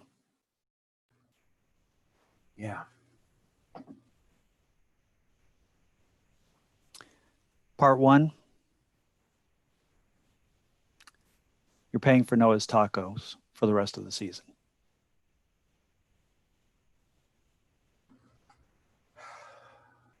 They're Jack in the Box tacos. It's like $1 for 3 of them. Yeah, right. But like, it's also the fucking Uber guy, and it's fine. Yeah. Okay. Part 1. Part 2. After tonight's game, after the stands are clear, you're running the bases naked.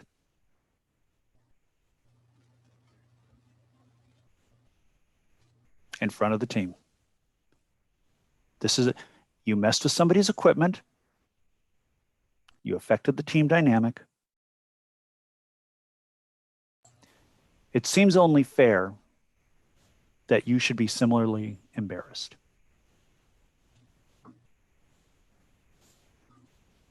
Let's see a leadership role to see if there's any chirping back on that one, because. All right, leadership is 13.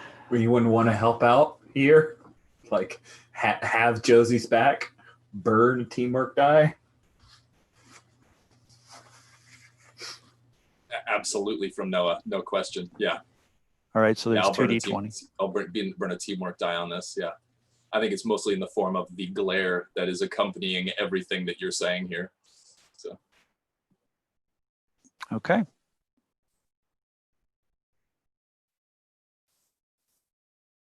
There's an 8.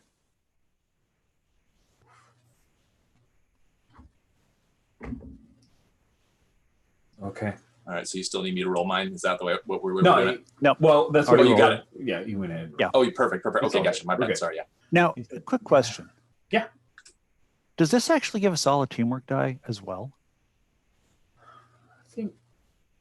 I think it does. Like, this is the most teamworky thing, as messed up as it is. So yeah, let's have you do a teamwork die, or I'll give you a choice. You guys can all get a teamwork die. Uh-huh. And this is a ruling, not a rule. We're in a playtest. You all get a teamwork die, or Noah can erase his slump die.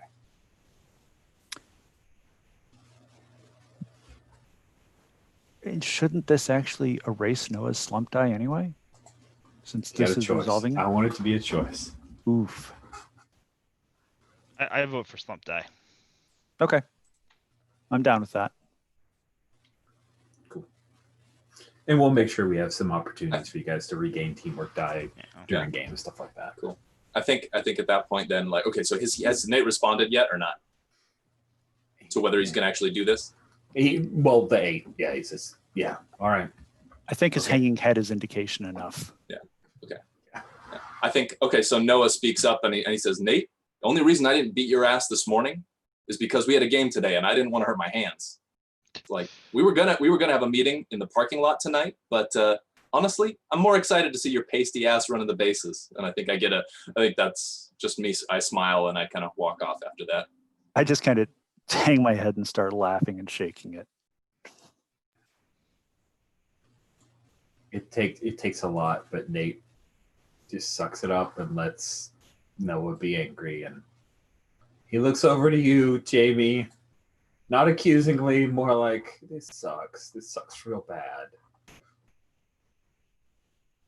Yeah, I think that Jamie probably shoots him a kind of like, I'm sorry, I don't know what to tell you, Chief. Like, kind of shrug. Okay. All right. Anything else? I think Daniel, you wanted to have a quick word. I with just Nate? want like a real quick word with Nate. Like as everyone else is filtering out, I just kind of like, and maybe Nate's like hanging back, like doesn't like kind of, forlorn and pissed off, or whatever. He's pissed off. Yeah. Yeah, I like put my hand on like sort of middle of his back, like high up between his shoulder blades, and I say, "Listen, Nate, I was exactly as pissed off as I sounded there. I don't think what you did was cool. But this is how we make it right.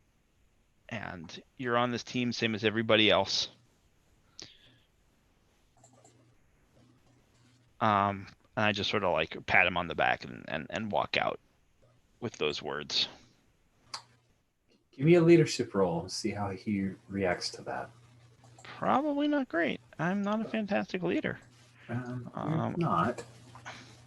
Not a terrible leader, but... no, you're not the worst leader. That's an 8. What's your leadership? 12.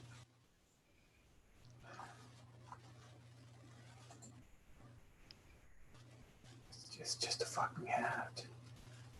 But he doesn't... There's some fight back. He's just like... Yeah. If it was just a fucking hat, you wouldn't have taken it. And then I walk off. All right. Cool. So we jump to you guys. We just finished up listening to the national anthem, and you guys are at home, so you all take the field, and the crowd is roaring.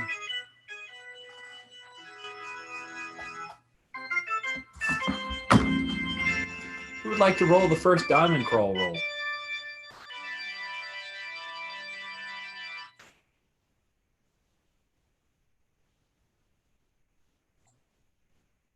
Oh, nobody? All right, we'll just start with Daniel. Daniel, you get the first diamond crawl roll.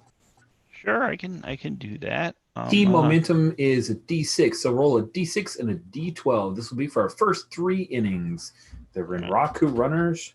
Let's clear these. Against the new Gauntlet City Goblins. 1d6 and 1d20. What was the other? 12. D12. D6 and a D12. All right, here we go. That's an 8. All right, on an 8. Player defensive highlight opportunity. The opponents have scored a run, and so that means they're threatening for another. I'm going to say that, oh, by the way, Reggie is, of course, your starting pitcher. I don't think I had that marked, so we'll put that. Yeah, Seth Frankoff, but that is not who's the starting pitcher, but it is none other than Reggie Lawson, who has to face the team that hurt him pretty bad last time. So I'm going to say that it was it was Nathan Cobb, this guy who gave Reggie, a black eye. So we're going to say that Nate Cobb, batting sixth. Which is more interesting to you, Daniel? Do you think it is a throw home at the plate? You got to tag him as he's trying to, he tags up at third, or do you think throwing Nathan Cobb out as he tries to steal second is more interesting to you? Which do you think is a cooler? I think I'd rather throw him out stealing third, because I think I have a thing that lets me do something cool there. Okay. Right. No, it's the same for any kind of base. I think stealing third is better because he hit a double, right? And Nice. And the batter can, given that no, that doesn't make sense. Never mind. Okay, right. We got two Awesome. outs, and he is on second. And Brian Hart, who does, have a song by the band Heart as his walk-up song. I think Puckett might recognize that that's an actual rock band from the 80s, and then the rest of you guys just all look at me confused. That's fine. I don't care. I thought they were a Led Zeppelin cover band. What? You guys, that's a hard concert. Shut up. Okay, fine. Anyway. So Brian's up to bat. Nathan Cobb trying to steal third, and you need to give me a fielding role as Reggie does do a throw out. He's taken a little bit by surprise. Yeah. I got to roll. I get to roll with advantage. Do you now? I do. Catcher gets to roll with advantage when you're throwing out someone stealing a base. Oh man, what am I doing? That's awesome. All right, cool. This is a highlight opportunity. So if you're successful, you can boost the momentum. Yep. And that is a 1 and a 16. Oh, that is a critical success.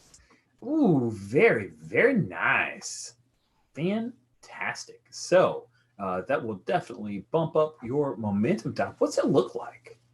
Yeah, I mean, I actually think this is it's the kind of play that doesn't immediately look fancy, but I think this is the kind of thing. I think it's a play where what's his name? My hero, Brett Austin. Was that his name?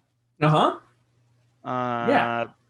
Brett Austin. Yeah, where Brett Austin that's I impress him, right, with this play where it's one of those things where I think the pitch was actually I was framing the pitch in one place, and the ball did not end up where it was supposed to. But I adjust my body so quickly, right, that it looks like it was it looks like I was pretending to frame it over in one area, and then it's one of those where it looks routine but it isn't. And I beat him by 2 steps. The throw just beats him by a mile when it should have been much closer. Nice. Yeah, he gets pantsed. You throw him out before he's even in sniffing distance. He doesn't even go into a slide. It's one of those where you start to slide, and it would have been Owen Miller catches it and actually stands up to tag him. So that ends the first diamond crawl. Daniel, who you want to pass the baton to roll for the second diamond crawl roll? I have to look. Let's say Josie. All right. All righty. You get to roll a D8 and a D20. 12. Ugh, sorry, I got all flummoxed there. D8 and a D12. D8 plus D12. Okay. Yes. All right, that is a mess of dice out there, so I'm clearing that. D8, D12. That is 15.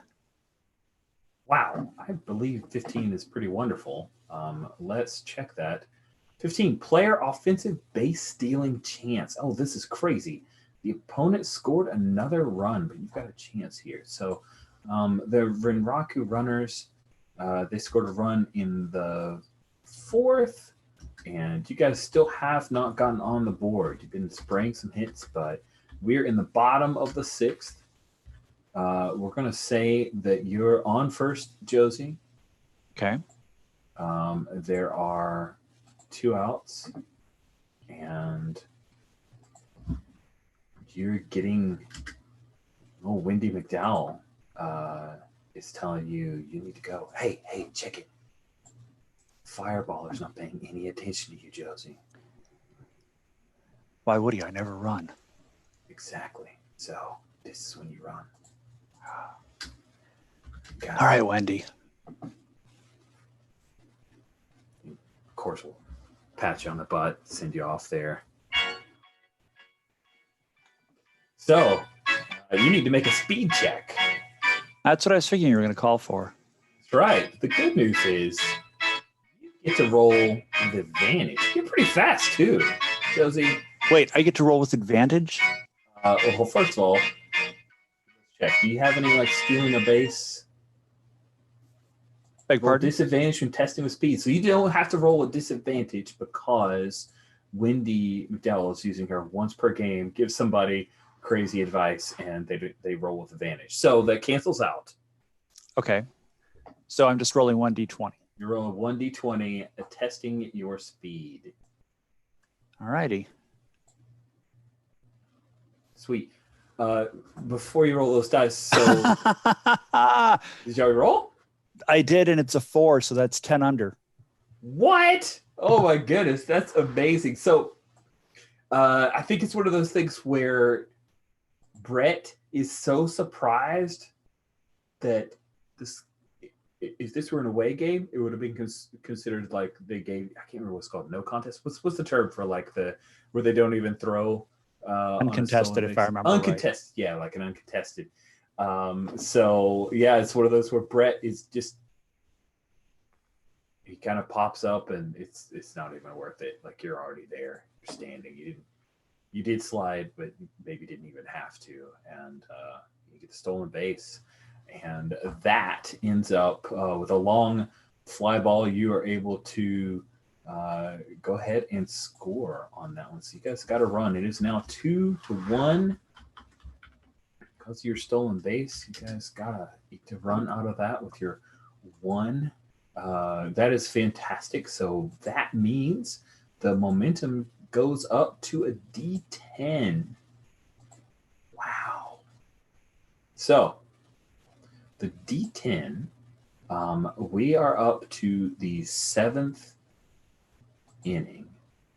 And I want to point out one little thing as that goes on is Nate is cheering hard, but if you guys take a look at the batting order, Nate ain't on it.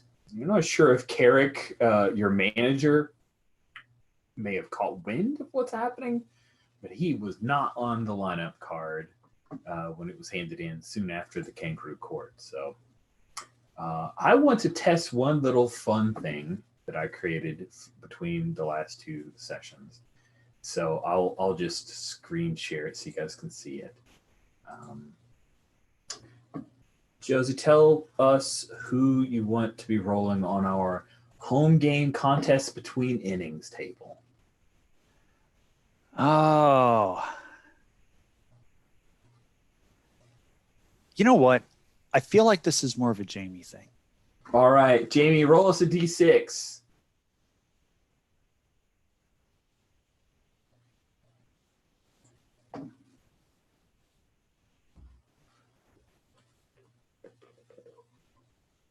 Oh, wait. I don't think we have a Jamie. Did we lose you? I don't see Jamie in the call. Oh, no. Oh, no. Yep, somehow we lost. Oh, dang it. All right. So we'll do this little fun between inning thing. Please choose someone else. Hopefully Jamie will join us soon. I'll clear dice. Sure, I'll give it a go. So it's just a D6, right? Single D6 and unmodified. Alrighty, here we go. A 1. All right, on our bat hack tables, the game that's going on as you guys are taking the field is Jello Snarf. A number of contestants are gathered together. Adults primarily. Yay! Jamie's back. Jamie / Blake / Laura. Welcome back. So the home game contest between innings Jello Snarf.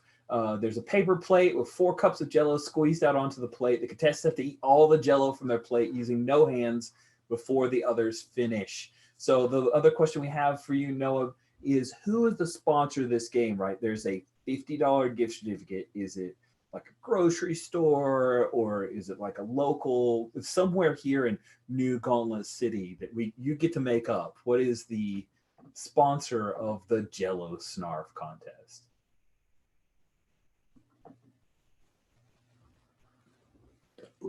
I'm sorry, who did you say for that? Well, no, you rolled it. So right. Okay, yeah. Sorry. So who? Sorry, my bad. Yeah. Who? Oh gosh. Who sponsored the Jello Snarf? You could totally just pick some kind of local grocery store. You can pick like some rinky dink restaurant, whatever you want. It's absolutely the used car dealership lot that's right next door to the ballpark. Yeah. Nice. Yeah. Was it like Sam's Hot Car Lot? Yes. There we go. Perfect. Deals are a steal. Sweet. There we go. You get like a 2 months free lease of one of their lease to own vehicles. Sam's Hot Car Lot. Deals are a steal. Awesome. So keep in mind what that felt like, because that was some playtest feedback on fun, not fun. So because you did that, now you get to roll the momentum die on the D12, D10, and D12 for the opponent half inning table when the players are on defense.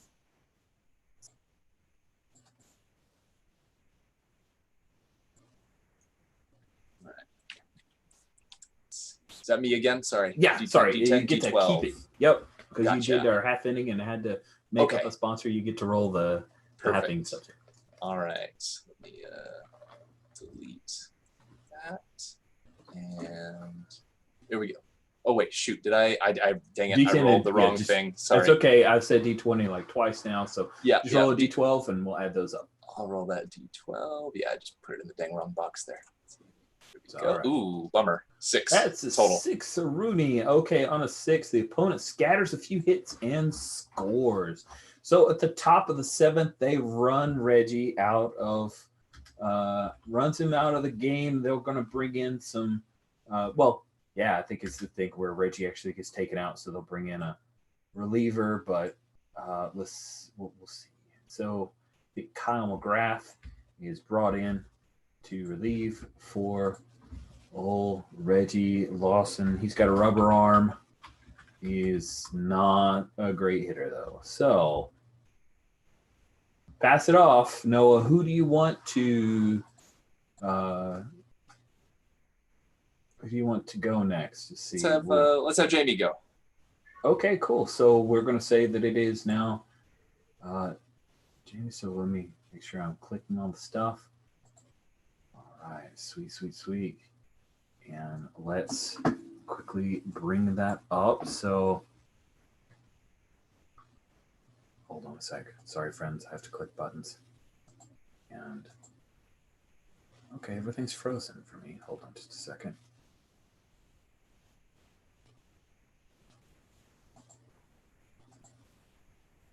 Okay.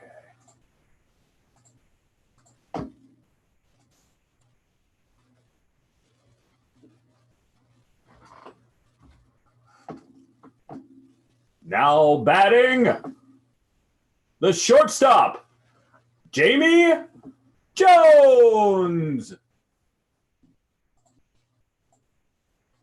So, Jamie, you come in at the bottom of the 7th inning. You guys are down by 2. The fireballer, Zach Heat Seeker Birdie, is still up there on the mound. He's pitching, still throwing the high 90s. What would you like to do? You want to hit it where they ain't? You want to swing for the fences? Or would you like to just get on bases? Here, Jamie. All right. I think I'm going to try to hit it where they ain't. All right. I roll with advantage on that. You sure do. Okay, so let's roll. Have you roll 2d20 and see if you can get under your hit die of a 9er. Awesome. All right. And doink.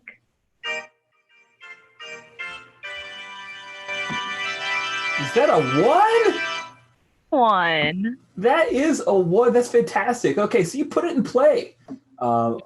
Let's have you roll your hit die with Right, a that's D4, and let's see four. what happens. All right. Feeling lucky, folks.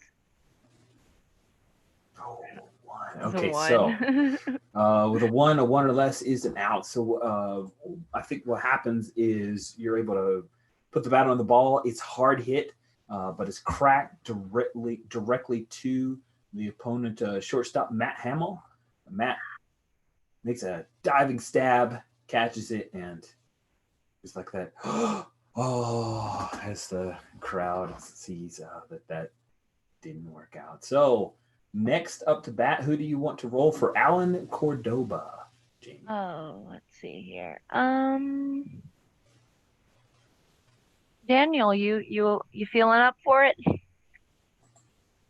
Sure, but I'm next up in the batting order after him also. So Okay. I'm happy to go twice, but Oh no, that makes then sense. yeah, maybe Noah, you want to go? Yeah, sure. All right. Here, what do we get? You're rolling a D10 momentum die for Alan Cordoba. He is terrible, so you need a 4 or better. All right, re-rolling this. D4 over here. Oh, okay. Yep. All right. 6. All right, with a 6, that is a single or a walk. What do you think? You think it's a walk or a single that Alan Cordoba gets on? Let's go with a single. Let's start it. Let's make it look like the start of a rally here. Nice. Yeah. Say he hits a gapper. It's kind of thing where Noah, you probably would have gotten a double out of it, but Cordoba's kind of slow. So he rounds first and he thinks about it, but he decides, and Wendy's like, "Now get back here. Get your slow ass back on first. Station. All right, so he is on base. Alan Cordoba is on base. We have 1 out, and all of a sudden it is a certain time here for... That is not the button. Now batting, the catcher, Daniel Nixon.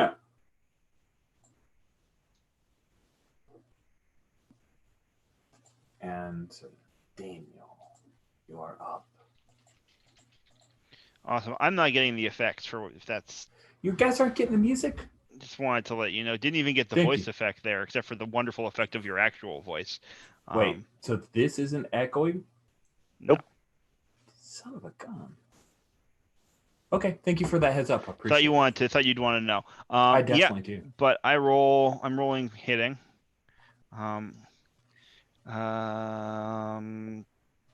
Awesome. Where's the dice for? Where's that tab? Too many tabs. And 1d20 and submit. And that's a 6, which is below my hitting of 10. Fantastic. Can you guys hear me okay now? Yep. Okay, cool. And then D4? That means I think I fixed it. Yeah, so let's see your D4 for the hit die and see how this works out. A 4. That's a single. Okay, with a 4 and a single, that means that Alan Cordoba is a station-to-station runner, and he moves on to second. But now we've got 2 folks on the pond when Owen Miller comes up to bat.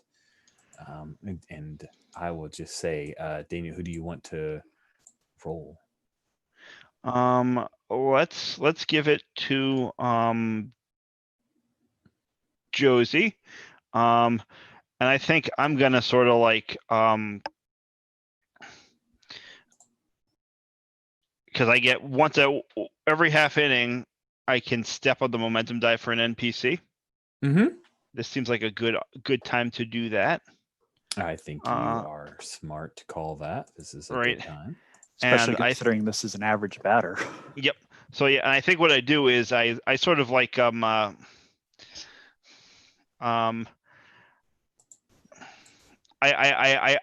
have a quick word with I have a quick word with who's the first base coach here? Oh, Wendy. Wendy, McDowell. yeah. So so I just have like a quick word with Wendy to signal to him to like lay off the fastball. Right, that he should like and yeah. Wait for that hanging curve that is gonna come. I saw it in my at bat. And she like does a few things, you know, does a few signals, and Owen's looking down the first base line, watching her. He nods a little bit, steps into the box, and so does it work now? Yeah, It's working. Okay, cool. Yeah, wrong mic was selected on Zoom. I don't know why it chose that mic. I'm sure I sounded terrible because I think it was the mic that I have actually on a swing arm way off to the left. So I apologize for that, friends. Thanks for the heads up. Sweet. So Owen is up. And again, who are you having roll? I'm sorry. Pocket, Josie. All right, Josie, you're up. You get to roll that D12, right? You upgraded it for that one time. So roll a D12. Let's see how we go.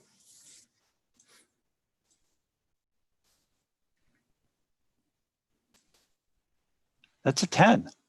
Whew. Oh, goodness. With an average, a 10 is over. Sweet. So, yeah, he waits for the hanging curve. What does it look like when Owen knocks one out of the park? You know, when he sees that curve coming in, you just see this big old shit-eating grin spread across his face. And he waits on it, and he turns and launches that thing straight into the left field bleachers. Oh, man. And then he just awesome. like runs around the base path, pumping his fist. You know, he rounds third, sitting there. He's just like, he's pointing at Daniel the entire way down to home plate. Just Nice. like, you're the man. And then jumps on home plate with authority. Nice. And of course, you know, the team all comes up to give him high fives, and he comes down into the dugout. Nate's there cheering for him, even though he's kind of in the doghouse. And now we go around to Kyle McGrath was the reliever who's brought in, but Nate easily gets the nod to pinch hit. That's what he's relegated to, but he's pretty good. So Nate is up to pinch hit. Who'd you like to roll for him, Josie? Everybody's gone once in this last little. Okay, let's go with Jamie since she's the farthest away from rolling. Next. All right. All It's right. a D10 that you're rolling. All right, here we go. Doink. 5. Okay. 5. Cool. So he's pretty good. And a 5 means a single or walk. I think maybe he gets walked. What do you think? I think you guys are you've gotten to the heat seeker. Yeah, no, a walk sounds good. All right. Walks as good as a hit. And yeah, so I'm tempted. I'm tempted to just have him beam Noah, but I really want to see Noah hit too. Oof. Oh. Noah, you're up. And so Noah, you come up to bat. Now batting, the center fielder, Noah Betts. Yeah, so I walk up. I absolutely go through my entire long, routine before I step in the batter's box, which, by the way, I was tempted the other day. I almost videoed myself doing the entire thing just so you guys would have context. But I didn't end up doing it, though. I will PayPal you money if you ever do that. I'll still do it for you. Okay. Yes! Yeah, I absolutely go through the thing. And I'll step into the batter's box, and we've got one out and one on, and we're up one right now. Mm-hmm. Yes, Okay. you are. All right. Yeah. So Noah is definitely like seeing, like smelling blood in the water here. I know that they, it's time for us to just try and pour this on. He's going to swing for the fences. Sweet. And you hear your dad like, all right, son. And you see he's like right behind home plate. Yeah. And he's got primo seats. Yeah. Tuning him out, ignoring him as best I can. Uh-huh. We'll see how that goes. All right. So I got to roll with disadvantage. Yes. You do roll with disadvantage. Okay. All right. Let's see. I want to double check. Unless anyone's burning a teamwork die. Oh, sweet. All right. Heck yeah. I'll burn one. Okay. What's Josie doing? I'm just saying, Noah, you know that dude's liable to throw at you, right? Yeah.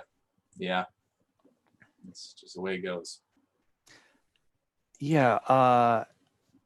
So from experience, when he throws, it's usually high and inside. Duck. Worst to worst, you get a walk. Maybe he gets tossed from the game. Either way, you win.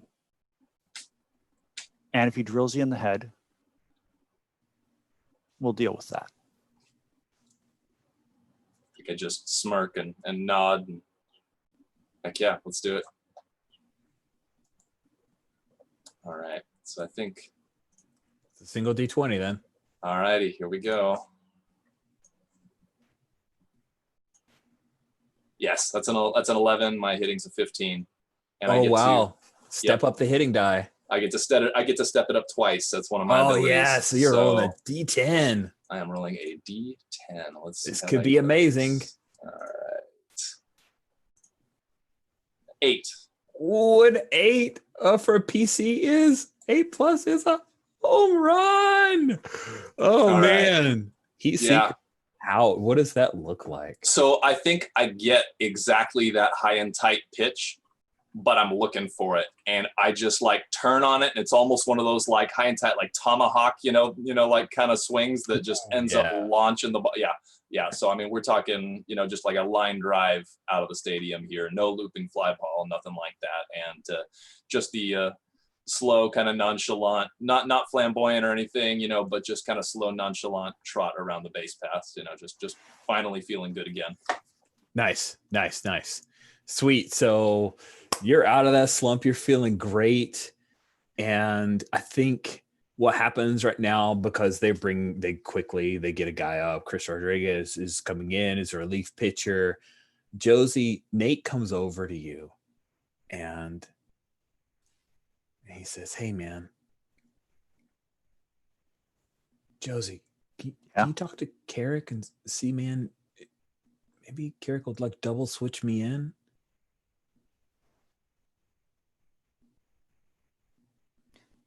All right, Nate, I got you. And I'll walk over to Carrick, and it's like, Nate wants in. Mm-hmm. I would expect as much. Every player that wants to win wants in. Give me a leadership role.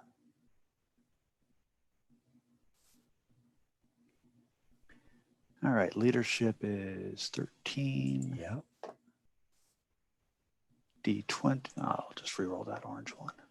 Okay. That's a 1. Wow. That's amazing. That is really, really cool. He says, okay, who do I take out? Double switch. I got to take somebody out. I sure as shit can't put him on the mound.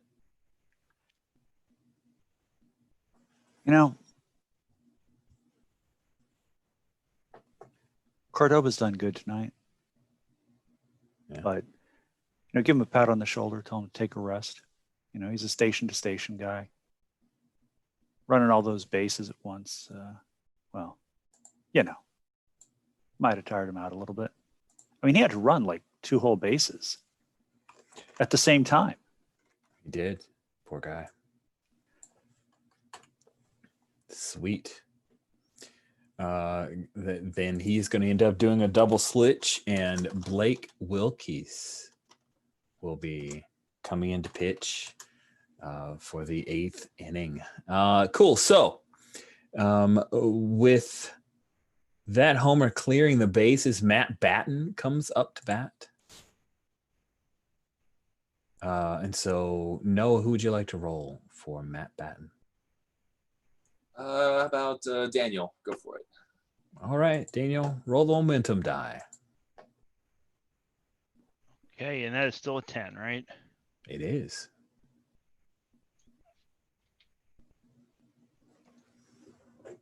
That's a 9. Wow, this is getting ugly now. All right, he is an average guy, so he looks like he racks a double. Nice.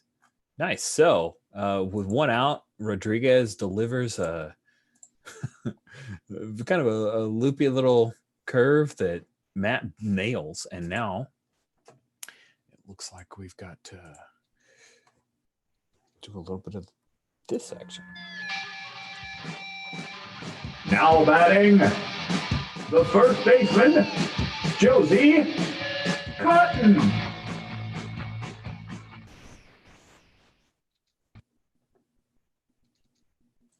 All right, so we've got runner on. Yep.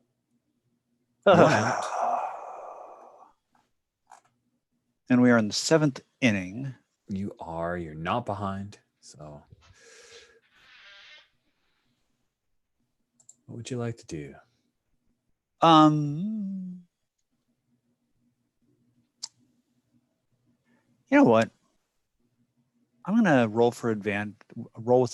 I'm gonna swing for the fences. Oh, you're gonna do your what's the time where you can roll with advantage? Yeah. And then if anybody wants to throw in a teamwork die because we got a runner on, might as well make sure we've got a nice lead. Yeah, I'll absolutely throw in a teamwork die, and you can just see me in the background of some of these shots in the dugout, like organizing the bats and the helmets in very particular order. I'm getting the juju ready for you. Now, are you organizing them in numerical order or in order of pine tar discoloration?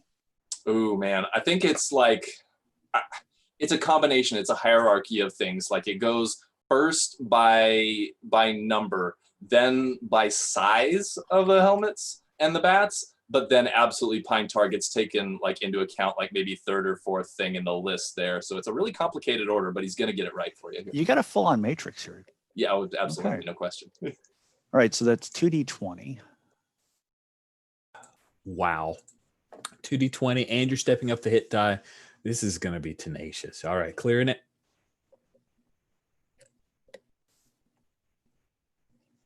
$5 and 15. Wow. And So Josie, again, you're 10 hitting under. that.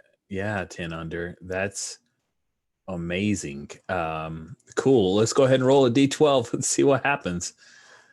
Okay. See your hit die. Anybody want to knock that up and roll with advantage again? I mean, I would. It's better for me to do it on defense though. But Okay. if someone else has a teamwork die, I will. You can always try to refresh. Okay. So it sounds like nobody else is going to spin the teamwork die. Yeah, so yeah. I'll Daniel will spend do it. I'm good. Okay. I'll spend it. All right. Yeah. 2D. Like- What's it look like when Daniel is rooting for Josie there? Yeah. I think as she goes out, I'm like, I just say, you got this one, Judge. Nice. And there's the new nickname. Mm-hmm. Oh yeah, that's the new nickname, and that's great. There's a 10. Oh, that's it, man. It is gone. Going, gone. It is a 7-run inning. This is getting a little embarrassing. We may mercy rule at this point, but If I may add one detail, yeah. From the right field parking lot, you hear the sound of a car windshield breaking. Somebody's going to go home with a souvenir, and unfortunately, they're going to go home with those Safe Light Replace bills. Nice. So that does kick up the momentum die with that home run. 10 under highlight there. So you get to roll a D. Who do you want to roll the D12 for old Jorge Oña? Looks like it might be Josie's turn. Or Josie just went. Sorry. Who do you want to go, Josie? Let's see. Jamie's coming up after that. Yep. And then I think it makes the most sense to go with Daniel. Okay. Because they know he's coming up, but somebody's got to roll for Nate. Sure. All right, you're rolling a D12 for Jorge Oña. The bases are cleared, and Chris Rodriguez. This is still that same inning, right? We're about to batter on the order again. Yes, you are. This is ugly. Okay, so it's a D12. I'm just gonna reroll one of these. It's a D12 or D10? It is a D12 because of the one that Josie rolled. Got it. It bumped up the momentum die again. Wonderful. So that's a 5. Okay. A 5 on an average is a walker hit by pitch. You think he got hit by this one, or you think? Oh yeah, I think. What's the name of the pitcher again?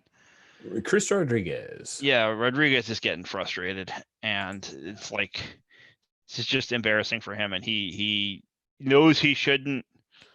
I think it's actually accidentally plugs him, right? It's just like I like that. Like he's trying to pitch inside, as like to sort of as a warning, like don't. And it just comes a little bit too far inside and plunks him in the shoulder. So with one out, one person on. Now batting, the shortstop, Jamie Jones.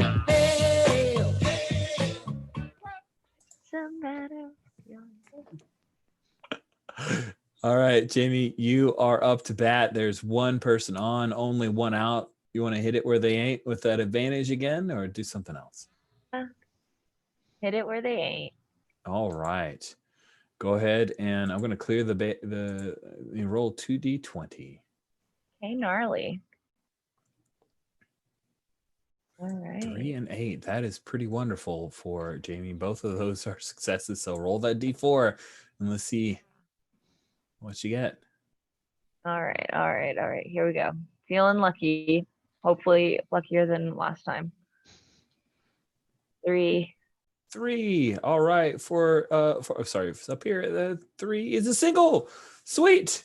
So I think we got a little single, maybe.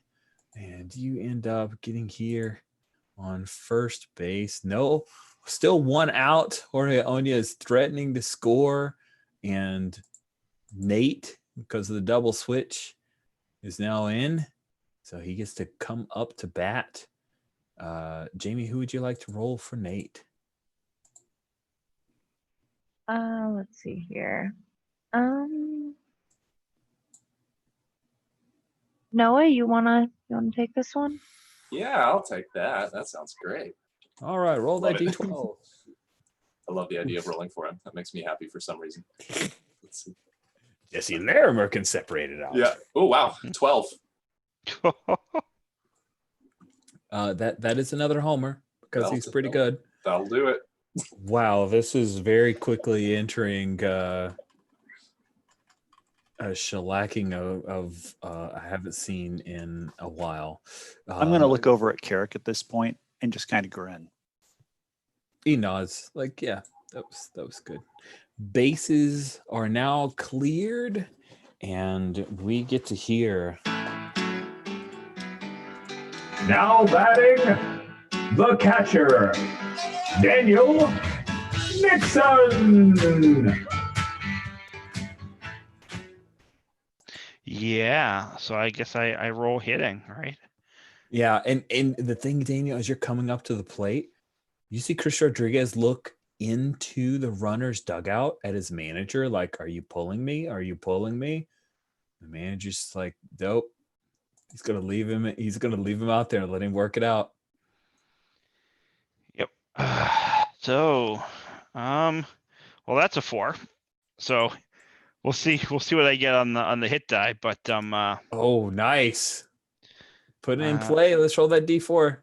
Yeah. Let's roll the one that's out there. Okay. And that's a 1. Oof. So, what does this out look like?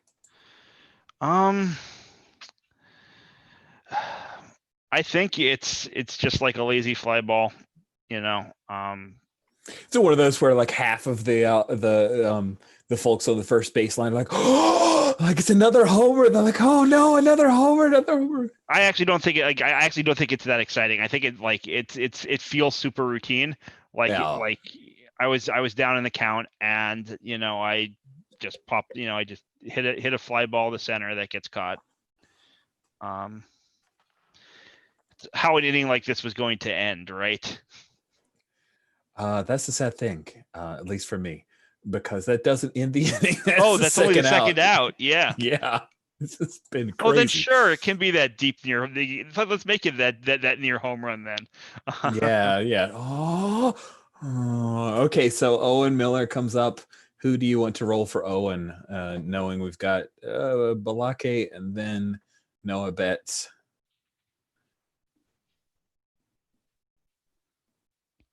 Let's say then Josie. All right, Josie, you're up. Yeah, that makes sense. Roll, then yeah. Josie, roll that D12.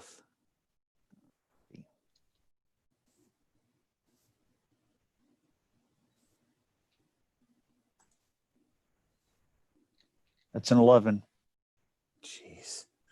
Okay. That means you guys have now scored 10 runs on 12 in hits. one inning on 12 hits. That is embarrassing. Amazing. So, you guys okay if we just kind of say it gets worse from there? Yeah, like it can't get any worse. We good if we just kind of move on to the top of the 8th. Maybe Blake goes down on strikes just so we can get some relief pitcher stuff going on. Mm-hmm. It's a play test. I think you're gonna win. Cool. Thank you guys so much for that one. Wow, that was a thing where I'm gonna want feedback on how that felt, because that was crazy. Sweet. So you are up, Blake. The start of every Diamond BBC pitcher is still in the game. They can make a pitching check by rolling against their fielding stat. So success indicates that the momentum gets stepped up. We're at a D12, so you actually can't step it up any higher than a D12. So let's go ahead and have you get to roll the momentum die plus a D12. So 2D12. Holy crap. I don't know if I've ever seen this. 2D12, Blake. 2D12? Awesome. Yeah. Let's do it. There. And I think it was the 3 and the 6. And let's clear those. So that's a 9er. On the opposition half inning, defensive highlight opportunity. Yeah, I think what I'd like to say is there are 2 outs. And we're going to say Nathan Cobb is up to bat because he's the guy who gave a black eye to Reg. And I want you to give me a fielding check, Blake.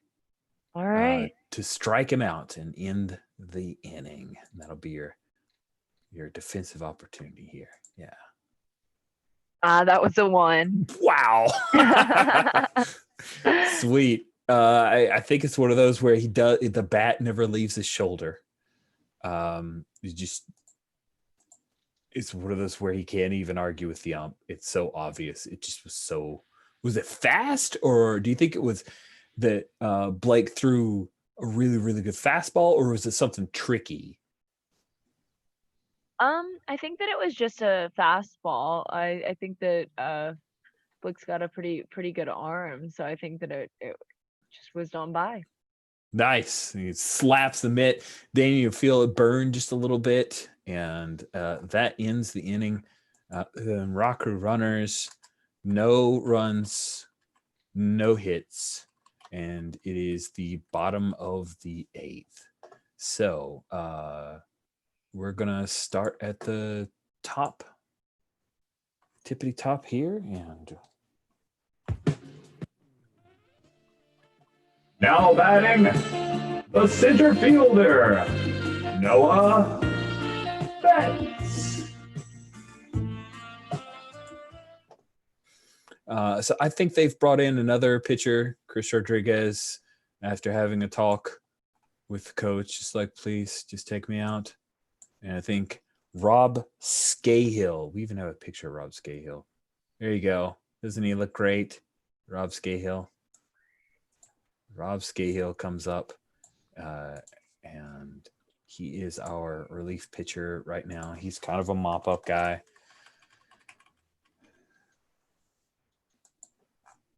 What would you like to do? All right, so I think Noah goes through his normal routine, gets up there, and I think, top of the inning, no outs. He's just going to try and hit it where they ain't and get something started here. Okay, cool. Give us roll a D20 then. All righty. That is a 7, and what is my hitting? 15. So, I mean, yeah, definitely a hit there. Or I guess that's right. Roll the hit die now. Yeah. You put it in play. Let's roll that D6. Gotcha. So I'm rolling a D6. Okay. You know what? Is there any way that I can spend a teamwork die to step up his hit die? You can't step it up, but you can roll it with advantage, just like you did for your hit die. All righty. You know what? Yeah, I'm gonna go ahead and burn that. Cool. So 2d6. Nice. All right. Double 2s. Well, we certainly know that you got a walker hit by pitch. Okay. All right. Hit by pitch then, definitely. I think I Man, take two hits. I think it's one of those where you get hit by a pitch, Noah. Uh-huh. There's a little bit of team on the side there. Like, that's the second person that's been hit by a pitch. And the steps up and he warns the pitcher that he warns you guys as well. This person gets hit by pitch or getting tossed.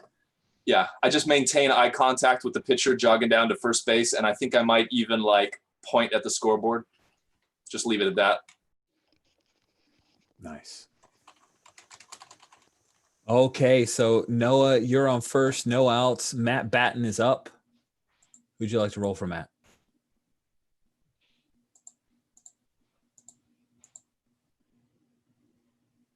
With Josie up next, probably. Yeah. Time to be. So then Jamie, I guess, or Blake is Blake's not going to be hitting, right? Oh yeah, Blake is. Okay. Mm-hmm.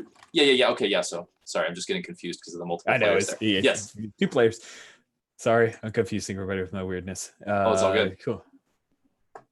All right, Daniel, let's go ahead and have you roll for Matt Batten. D12. Okay.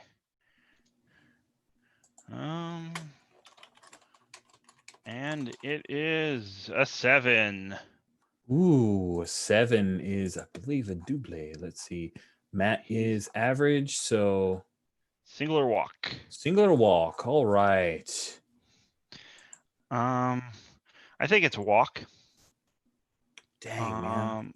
I think that Rob Scahill's just not. Yeah, he's a little, starting off so well. Hit Noah, walks Matt. He's just not a little wild. Yeah, I think the pitching coach comes out, has a brief conversation with him. They've already got some relievers get up, warming up a little bit, and now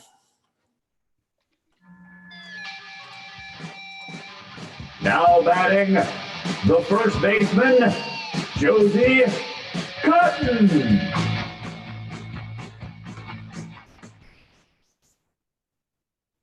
All right, Josie. going to pause at the top of the dugout and look at Daniel and wave him over. What's up, Judge? You think the announcer's ever going to realize he could say base woman? And I just grin. I laugh out loud and spit. Got any tips this time? I mean, I can give you a tip. I do not have any mechanical tips. But I think I sort of say, I mean,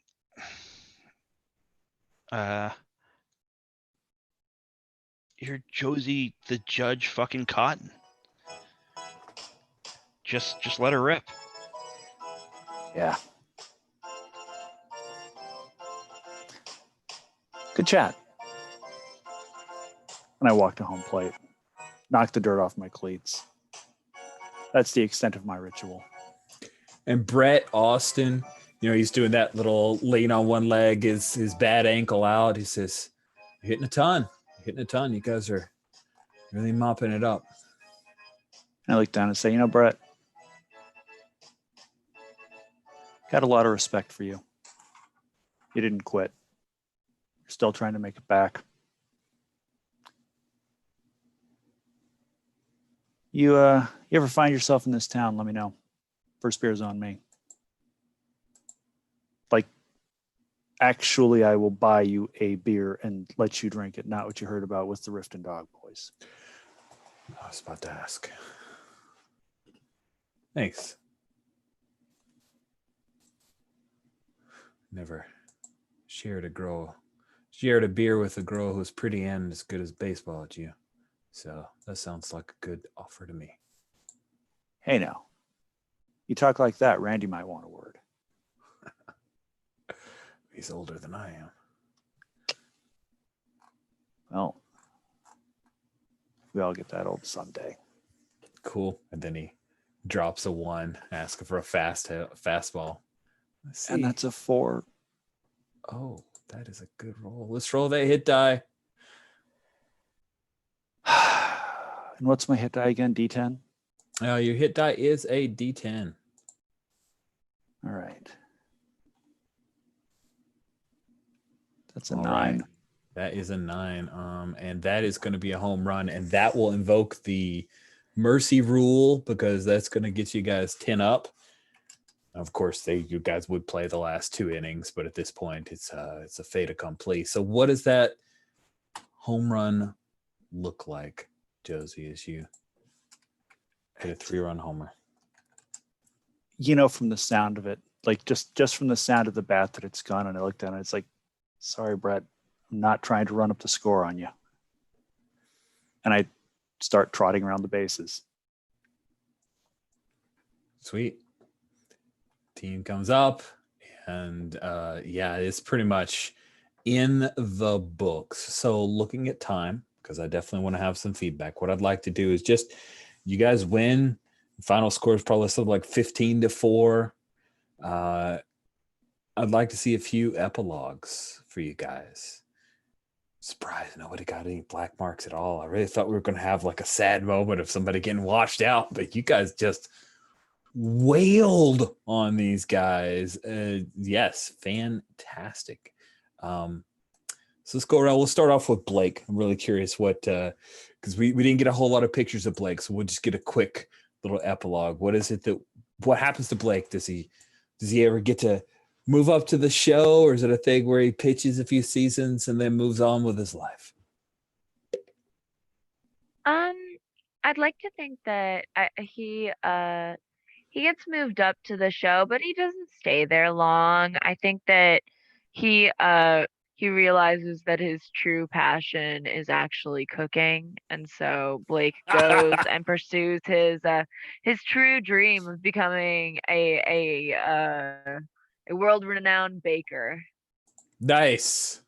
I love it. Cool. So who would like to do their epilogue?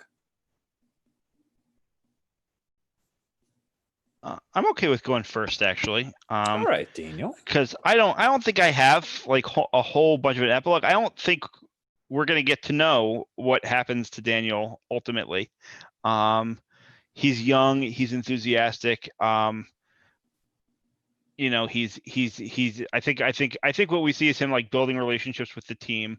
But the thing about like minor league ball is that you don't get like it's a season, and then like people are always shifting around, they're moving up and down, they're getting traded around. Like you don't get to spend too much time with the same group of people.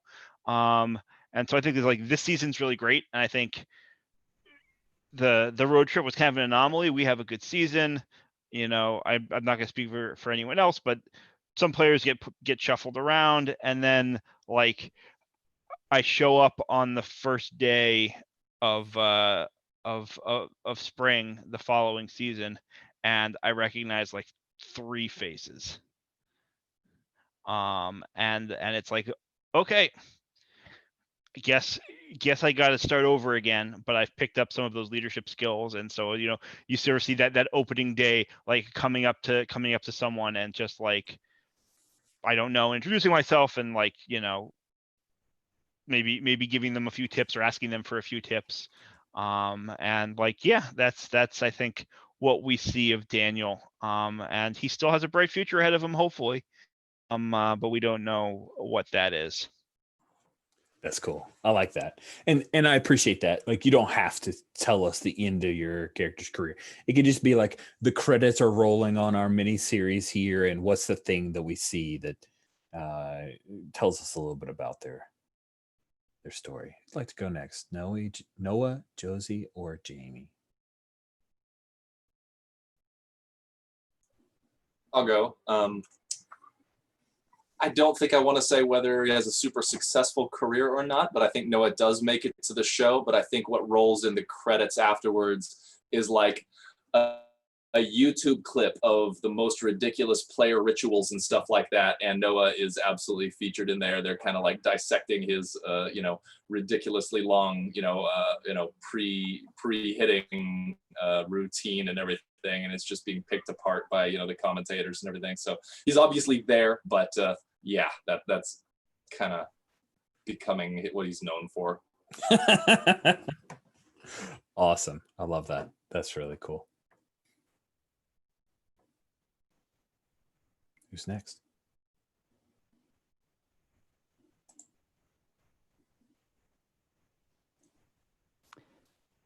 I think the epilogue we see is 2 things later that night. One, we're all in the dugout as Nate runs the bases, hooting and hollering. And I think if you looked very carefully, farther up in the stands, you'd see Carrick and Kim and Wendy just kind of shaking their heads like, seriously? This is what? Okay.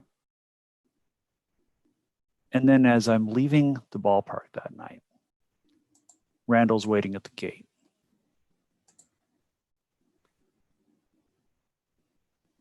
I look at him and said, sorry we didn't get to talk earlier. You want to get some dinner? Of course.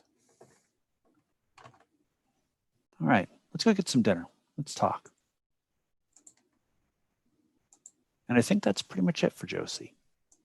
Nice. I like that. So what's our epilogue for Jamie?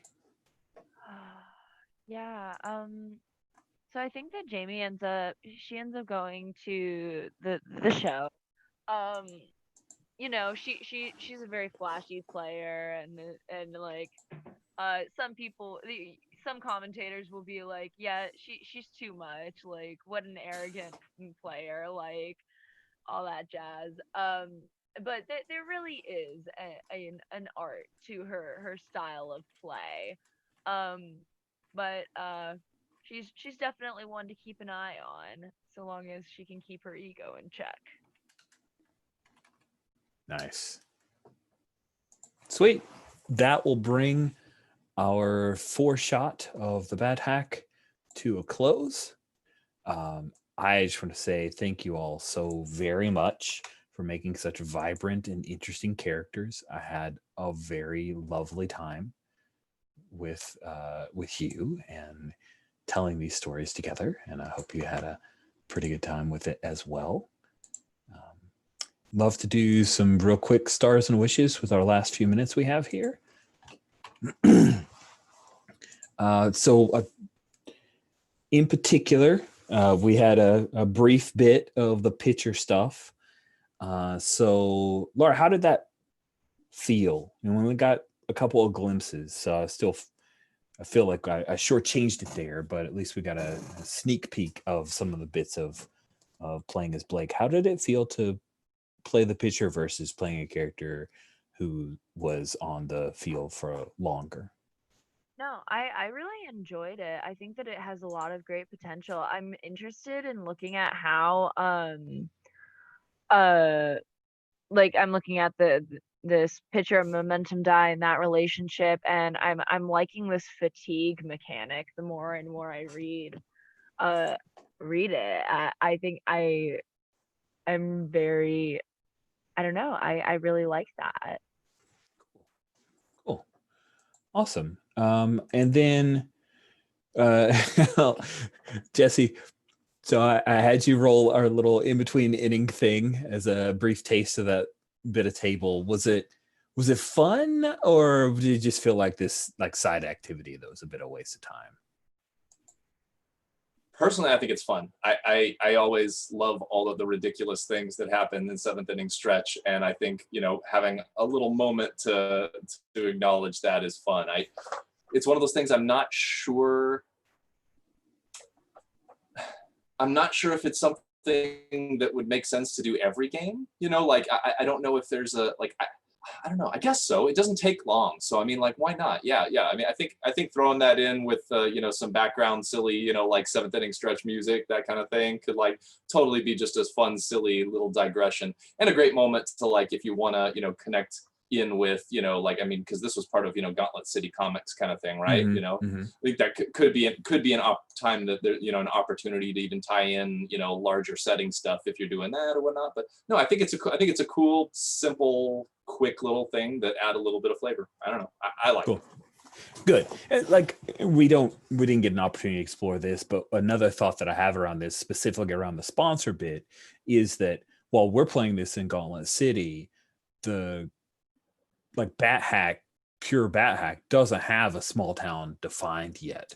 And so the sponsors would give us an ability to kind of build that little bit of small town. And okay, now I know there's Sam's Hot Car Lot and it's just right outside the stadium, right? And I could do a couple things along those lines. Maybe have a scene where it's like, oh yeah, I got an advance. I gotta, some hotshot ball player wants to buy a new car and he's got you guys coming around, right? That could lead to those kind of scenes. So I'm glad that glimpse is fun enough. Cool.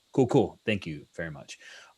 Let's see. So, Jesse Abelman, I know you've seen some blowouts in the times you played Bad Hack.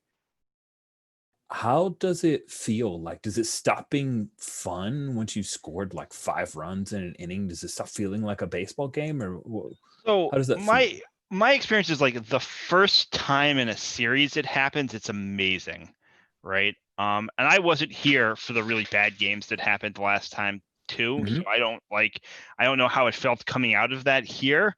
The first time, I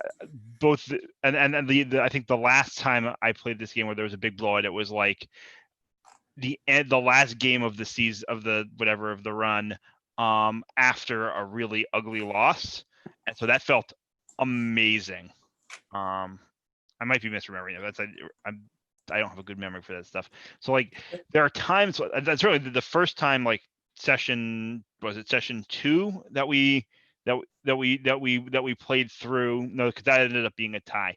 So no, session 2 is when we actually we went through the lineup once in an inning. Yep.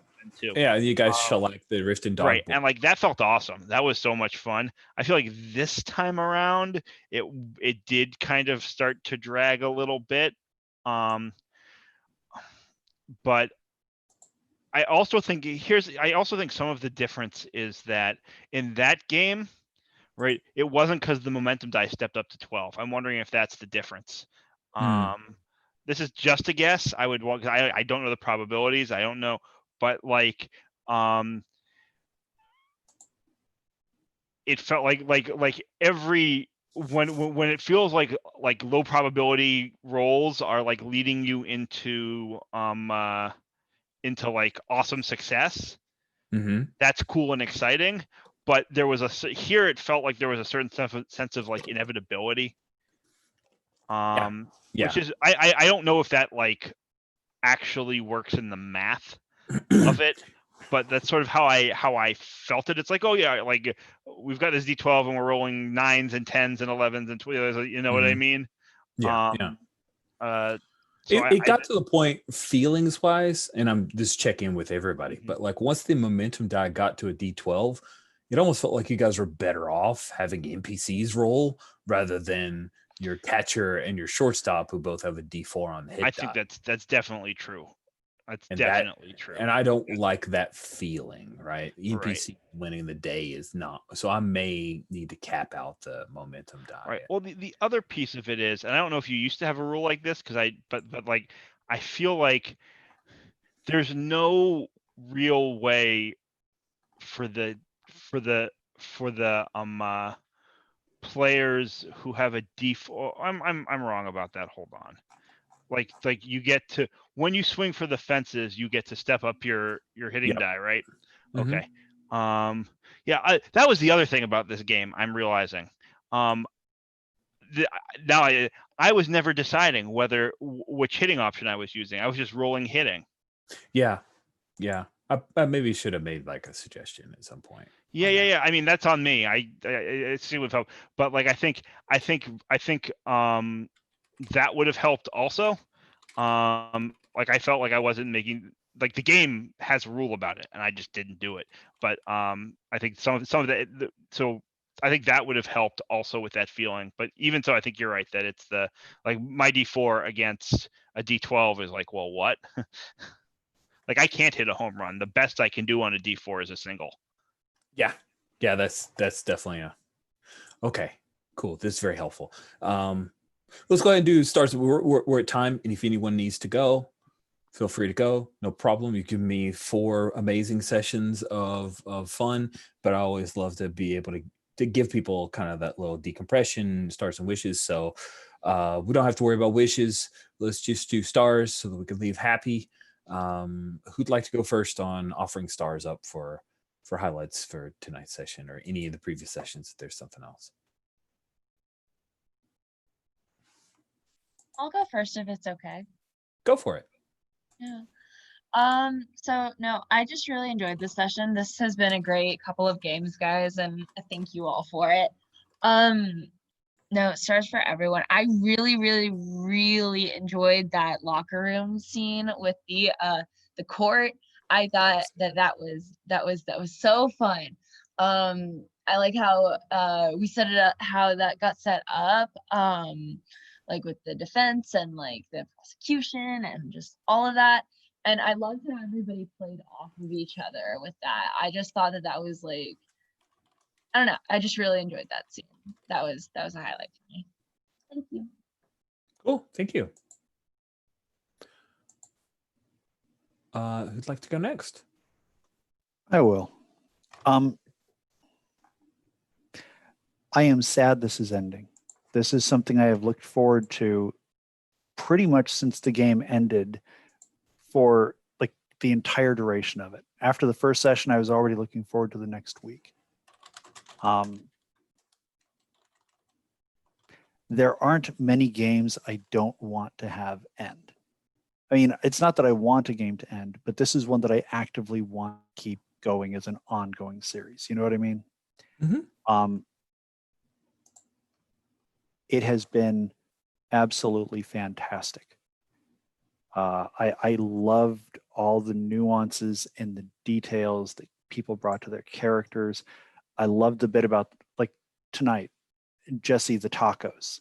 Like you interrupting your routine to bring me a sack of tacos so we could go back to the car and eat the tacos together. It's like, So good. right? And then Jesse, the way that you always had Daniel kind of like cheering people up, like, hey, hold on a second, watch for this, watch for how this is happening, even if it was just for flavor and not for mechanical benefit. It was so good. And Jamie, the hot dogging, it's like there are some players in baseball who hot dog, and when they try not to, start sucking. It's like that is an integral element to their play. And you embodying that, it was just the way that you described your character, it was so perfect and so fitting. And I loved it. Yeah, Rich, the next time you put a session of this up, please let me know. You bet. Absolutely. I had so much fun with this game. I don't like games to end in general. It's the typical Gauntlet wish. What do I want? More. Yeah, this felt like something special. Thank you. Awesome. Jesse L. Yeah. So gosh, so much fun. Even when when that half inning got out of hand and we racked up 10 runs in that inning, Yeah. Especially coming off of the session we had last time, it just felt so cathartic and was so I get that there are probably things, as you go through this, you'll tweak, here and there and how you want things to flow. But I just thought that was a cool feeling. And honestly, I was very interested in seeing if Noah was gonna tank this game too, and that was gonna color his, epilogue big time. I was very prepared to have Noah wash out of baseball. But I don't know. I just loved that. It was just such a fun thing, and it felt very real to my experience growing up. So massive stars to the system and the way that it kind of gave me that feeling. I've experienced this. This is I've gone through exactly what we went through there, and it was very cool. As far as character stuff, gosh, I've just loved playing with every single one of you. Let's see, Jamie. I loved the way that Jamie was kind of in between, Noah and Nate, and kind of playing that and trying to make things right, but also dealing with the fact that you're the only one that knows what's going on there. And I just thought that was really freaking cool. And I thought it was really well played. And that was so awesome. I loved Daniel so much. Just kind of the green, catcher coming up and kind of a little bit starstruck by some of the people that are around, whatnot and everything. But just the stuff that you were doing around all these scenes and just fitting into them in such really cool ways. I just thought it was phenomenal. And I loved your interaction with Jerry, my character's dad, and everything during that hitting, practice before the game in the morning. I thought you played that really well. I just thought that was such a cool little scene. And and of course I love Josie to pieces. What a cool, those older characters. I got a real Bull Durham kind of feel off of Josie a lot, a few times, and I'm that's just good stuff. It's such a wonderful baseball trope, but played with a lot of life. And I just have enjoyed so much playing with each and every one of you. And there are just so many things I could point out that you all did amazingly. It was just all good. I'm just happy as can be. That was fun. Awesome. I glow. This thing makes it hard to sleep after I run these games for you guys because I'm so jazzed. Thank you all so much for participating, for giving me your full heart. Yeah. Can I give stars? I didn't get a chance to give stars. Oh, I'm so sorry, Jesse. Please go. I want to give some stars. I apologize for interrupting you. I know it's late, but very quickly. Rich, there's only so many different ways I can tell you how much I love this game. I fucking love this game. This is probably hands down one of my absolute favorite games right now. Every time I play it is a huge delight and brings joy to my heart. And I will continue to boost it in every forum I absolutely possibly can, as you've seen me do. I really, Jamie, Lara, the scene with the Mickey Mouse waffles, that as as a kind of punctuation to the interpersonal interactions was like so beautiful and so real and so like in character. It was wonderful. Jesse, I loved your interactions with your father. There was like real pathos there, and many people have parent stuff. It felt very real to me. In like a personal way. And it was a lot of fun to sort of play in that scene. And Puckett, obviously thank you for pushing the court, but also that little moment where you like just sort of called me aside. I think one of the things that's hard to maintain during the blowout is like pushing the interpersonal scenes in like the middle, because you have so many either things that only work once a half inning, and the mechanical stuff that pushes it when you've got like a long string of success kind of goes away. And so I really appreciated you wanting to make sure that like happened in that moment, like just calling me over to like ask for encouragement. It was really, really great. And I think in general speaks to who you are as a player, like a collaborative player who wants to push fun PC interaction. So that was awesome. Thank you so much, Jesse, and thanks for stepping up to remind me that I skipped you, because I just want to talk about how much I love this game. It means a lot. Thank you. Yeah, thank you all so much. I'll let you go. It's 10 minutes after our time. This has been great. I hope you all have an excellent night. Have a great night, everybody. Great night, everybody. Yeah.